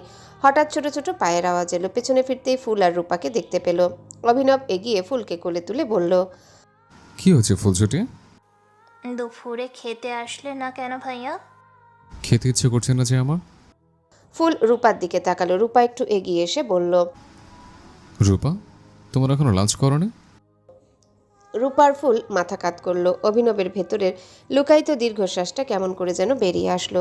এদের মুখের দিকে তাকিয়ে বারণ করতে পারছে না, তাছাড়া না খেয়ে থাকাটা বোকামি। এতে কোনো সমাধান তো হবেই না, উল্টো অসুস্থ হতে হবে। পরিশেষে দুজনকে নিয়ে ডাইনিংয়ে চলে আসলো। ঝিলের কথা ভাবতেই খাবারের ইচ্ছাটা মরে যাচ্ছে, না জানি মেয়েটা খেয়েছে কিনা। মাহিন প্লিজ কিছু করো, ঝিল কি এখনো খাচ্ছে না? শুনছে না কারো কথা, তুমি একটু বোঝাও প্লিজ। মেয়েটা পুরো পাগল, আমাদেরই দমকাচ্ছে। হাতের জখমটা কত দূর? মোটামুটি ঠিকঠাকই আছে, তবে ঔষধ না খেলে বিপরীত হতে পারে। অভিনবের মুখে বিরক্তি। ঝিল কেন বাচ্চামো করছে? এতবার বলার পরও শুনছে না। আচ্ছা, এভাবে কি সমাধান হয়? মাহিন কোনো শব্দ না পেয়ে কান থেকে ফোন নামালো। কল ঠিক দেখে আবারও বলল, আমার কথা শুনছো অভিনব? হ্যাঁ শুনছি। আচ্ছা শোনো না, কোনোভাবে 2-1 দিনের মধ্যে একটু বাইরে নিয়ে আসতে পারবে ওকে? মাহিন একটু ভেবে সম্মতি জানালো। অভিনবের অধর কোণে হাসি ফুটল। মেয়েটাকে কাছে পেলে ভালো করে বোঝানো যাবে। দিন রাত কান্না করে ঠান্ডা বাঁধিয়েছে, এভাবে চললে জ্বর বাঁধাবে অতি শীঘ্রই। দানেশের সাথে লুডু খেলছে, রূপা টানটান উত্তেজনা নিয়ে খেলছে। ইহরিমা দু চোখ ভরে দেখছে। ছোট সময় ভাইদের সাথে ডাবা খেলতেন উনি। কত সুন্দর ছিল সেই সময়। ডিভাইনে বসে নখ কামড়াচ্ছে অভিনব। এই বিচিত্র স্বভাবটা ছিল না তার। আজকাল সব কেমন উলট পালট হচ্ছে। মুখের রং পাল্টে গেছে, অতি চিন্তায় চোখ দুটো কোটরে ঢুকে গেছে। ফর্সা মুখে লাল লাল ছোপ, তার সাথে চোখের নিচের অংশে কালি জমেছে। ভয়ঙ্কর সুন্দর ছেলেটাকে আজকে ভয়ঙ্করই লাগছে। এমন বিদঘুটে রূপ কখনো হয়নি তার। মানুষ কতটা পরিবর্তন হতে পারে তারই উদাহরণ। অহেদ অনলাইনে মিটিং সেরে লিভিং রুমে আসছিলেন। প্রচণ্ড কাজ হাতে ব্যস্ত উনি। আমেরিকায় বেশ কয়েকটি প্রপার্টি কেনার কথা, তবে এখন কিনতে চাইছেন না। সেটা নিয়ে পার্টনারদের সাথে একটু দ্বন্দ্ব চলছে, যদিও সেটা অতি সূক্ষ্ম আর অন্তর্গস্ত। তবে দুশ্চিন্তা যে মরণ ব্যাধির মতো। অভিনবের ধ্যান অন্যদিকে। অহেদ ইশারা করতে ইহরিমা উঠে দাঁড়ালো। দুজন দুপাশে বসে পড়তেই অভিনবের ধ্যান ভাঙল। খুব বেশি চিন্তায় আছে মনে হচ্ছে। নো ড্যাড, আম ওকে। মামাদের জানিয়ে দিলে ভালো হতো না? মম, ইউ নো দ্যাট কত বড় মনের দ্বন্দ্ব চলছে। এটা শুনলে ডিভোর্স পেপার রেডি করে ফেলবে। জানোই তো, সবার মাঝে এক অদ্ভুত ধারণার সৃষ্টি হয়েছে। তাই তার আগে আমাদের এমন কিছু করতে হবে যার কারণে 2 পরিবার একে অপরের আগের টান অনুভব করে। অতি মনোযোগ দিয়ে কথাগুলো শুনলেন অহেদ আর ইহরিমা। বরাবরই ছেলের সিদ্ধান্তকে প্রাধান্য দিয়ে এসেছেন। এতে করে লাভই হয়েছে। অভিনবের মস্তিষ্ক বেশ দুরন্ত আর খোলামেলা, চটজলদি সব সামলে নিতে পারে। অভিনব একটু হাসার চেষ্টা করলো। বাবা মাকে সান্ত্বনা দিলেও মনকে বোঝাতে পারছে না। প্রিয় মানুষকে হারানোর ব্যথা অনুভব হচ্ছে, যে যন্ত্রণা একটু একটু করে ছিন্ন বিচ্ছিন্ন করে দিচ্ছে। তামিম এসে একটু আগে ডেকে গেছে, অভিনবকে নিয়ে গুরুত্বপূর্ণ আলোচনা করবে। এত রাতে আলোচনা করার একটাই কারণ, যাতে কেউ বুঝতে না পারে। গায়ে জ্যাকেট জড়িয়ে হাঁটা লাগালো অভিনব। পায়ের গোড়ালিতে ব্যথা অনুভব হলো। ভ্রু দুটো বেঁকে গেল, কারণ গোড়ালিতে পিন ফুটেছে। পিনটা হাতে তুলে বুক ভারী হয়ে গেল। ঝিলের সেফটি পিন এটা। চোখ যেন বর্ষণ নামাতে চাইছে। নিজের 29 বছরে এসে অনুভব হলো একটা পিচ্চি মেয়ের জন্য সে উন্মাদ হতে চলেছে। ভালোবাসার এমন তেজ সত্যি অবিশ্বাস্য। চোখের পানিকে বাড়তে না দিয়ে লাইব্রেরির দিকে রওনা হলো। প্রচুর উত্তেজনা নিয়ে হাঁটাহাঁটি করছে তামিমা সাদাত। অন্য সময় হলে আরফান বিরক্ত হতো, তবে আজ হচ্ছে না। টকবগে রক্তে নিজেও দাঁড়িয়ে পড়ল। বন্ধু মহলে দুষ্টু ছেলে সে, তবে প্রেম করা না হলেও ও প্রেমের হেল্প করেছে বহুবার। পুরনো দিনগুলো মনে হতেই মুখে হাসি ফুটে। অভিনব স্থির নয়নে সবার নির্লিপ্ত মুখের দিকে কিছুক্ষণ তাকালো, তারপরই বলল, তোমাদের পায়চারি হয়েছে? তাহলে আমি গেলাম তো। সরি ভাইয়া, আসলে মুভিতে হয় না, মাথায় বন্দুক ধরলেই সব ঠিক হয়ে যায়, তাই আর কি। সাদাতকে বলতে না দিয়ে তামিম অভিনবের পাশে বসলো। 4 ভাই মাথা কাছাকাছি করে প্ল্যান নিয়ে আলোচনা করতে লাগলো। মনে আমি পারছি না সামলাতে। ওকে ছাড়া আমি বাঁচবো না। আমাদের বিয়ের কথা বলে পাপারা কেলেঙ্কারি করে বসবে, দুপরিবার আবার বিবাদ করবে, আমাদের ডিভোর্স করিয়ে ছাড়বে। এমন বলিস না তো, দেখবি সব ঠিক হয়ে যাবে। একটু সাহস রাখ দোস্ত। ঝিল উত্তর দিল না, হাঁটুতে থুতনি দিয়ে বসে রইল। ঝিলের এমন অবস্থা দেখে মৌনতার কপালে চামড়ায় ভাঁজ সৃষ্টি হলো। ভেতর থেকে আসলো দীর্ঘশ্বাস। বুক ফাটা হাহাকার নিয়ে রুম থেকে বেরিয়ে আসলো। আজ সারাদিন ঝিল কিছু মুখে তুলেনি। এভাবে মানুষ বাঁচে? করিডোর দিয়ে নিচে নামার সময় রোহনের রুম থেকে আসা কণ্ঠস্বর থেমে গেল। কাউকে ইচ্ছে মতো বকা দিয়ে যাচ্ছে। কণ্ঠস্বর এতটাই তীব্র যে মৌনতা বারবার কেঁপে উঠছে। হাতে থাকা ওয়াটার বোতলটা সাইড টেবিলে সাথে লেগে ঝনঝন আওয়াজ তুলে নিল। দ্রুত স্থান ত্যাগ করতেই হাতে টান অনুভব হলো। কে? আমি মৌনতা। মৃদু আলোতে একটু ঝুঁকে নিল রোহন। মৌনতাকে ভয় পেতে দেখে হাতটা ছেড়ে দিল। খানিকটা কঠিন স্বরে বলল, এত রাতে এখানে কি করছিলে? না মানে তুমি কে? আমি আসলে ঝিলের জন্য খাবার নিতে কিচেনে যাচ্ছিলাম। ও তো এখনো খাইনি? রোহন কিছুক্ষণ ভ্রু কুঁচকে তাকালো। সারাদিন বাসায় ছিল না আজ, তাই ঝিলের খবর নেওয়া হয়নি। সুমার বাসায় গিয়েও সুমাকে পায়নি। মেয়েটাকে ভালোবাসাই ছিল জীবনের সব থেকে বড় ভুল। আশেপাশের সব জায়গায় ঝিলের নামে বাজে মন্তব্য রটিয়েছে, শুধুমাত্র ভালোবাসার খাতিরে বাসায় বিষয়টা জানতে দেয়নি। তবে এর শাস্তি তো পেতেই হবে। রোহন কিছু বলছে না দেখে মৌনতা বিরক্ত হলো। যাবে কি যাবে না বুঝতে পারছে না। মিনিট পাঁচেক পর রোহন পেছনে ঘুরে তাকিয়ে অবাক স্বরে বলল, এখানে দাঁড়িয়ে আছো কেন? আপনি তো যেতে বলেননি। মৌনতার কথায় থতমত খায় রোহন। পেছনে ঘুরে বলে, যাও খাবার নিয়ে আসো, আমি ঝিলের কাছে যাচ্ছি। সম্মতি পেয়ে 1 সেকেন্ড দাঁড়ায় না মৌনতা। বাতাসের গতিতে ছুটে যায়, যেন কোনো ভয়ঙ্কর মানবের সামনে দাঁড়িয়েছিল। অন্ধকার রুমে বসে আছে ঝিল। রাত 2টো বেজে গেছে প্রায়। ঘুম যেন হারাম হয়ে গেছে। রাত্রি বড্ড কঠিন, কারো জন্যে সুখের আর কারো জন্যে দুঃখের। কেউ ভালোবাসায় মত্ত, কেউ বা বিচ্ছেদের রেখা গড়তে। এভাবেই কালের আবর্তনে সবাইকে চলতে হয়।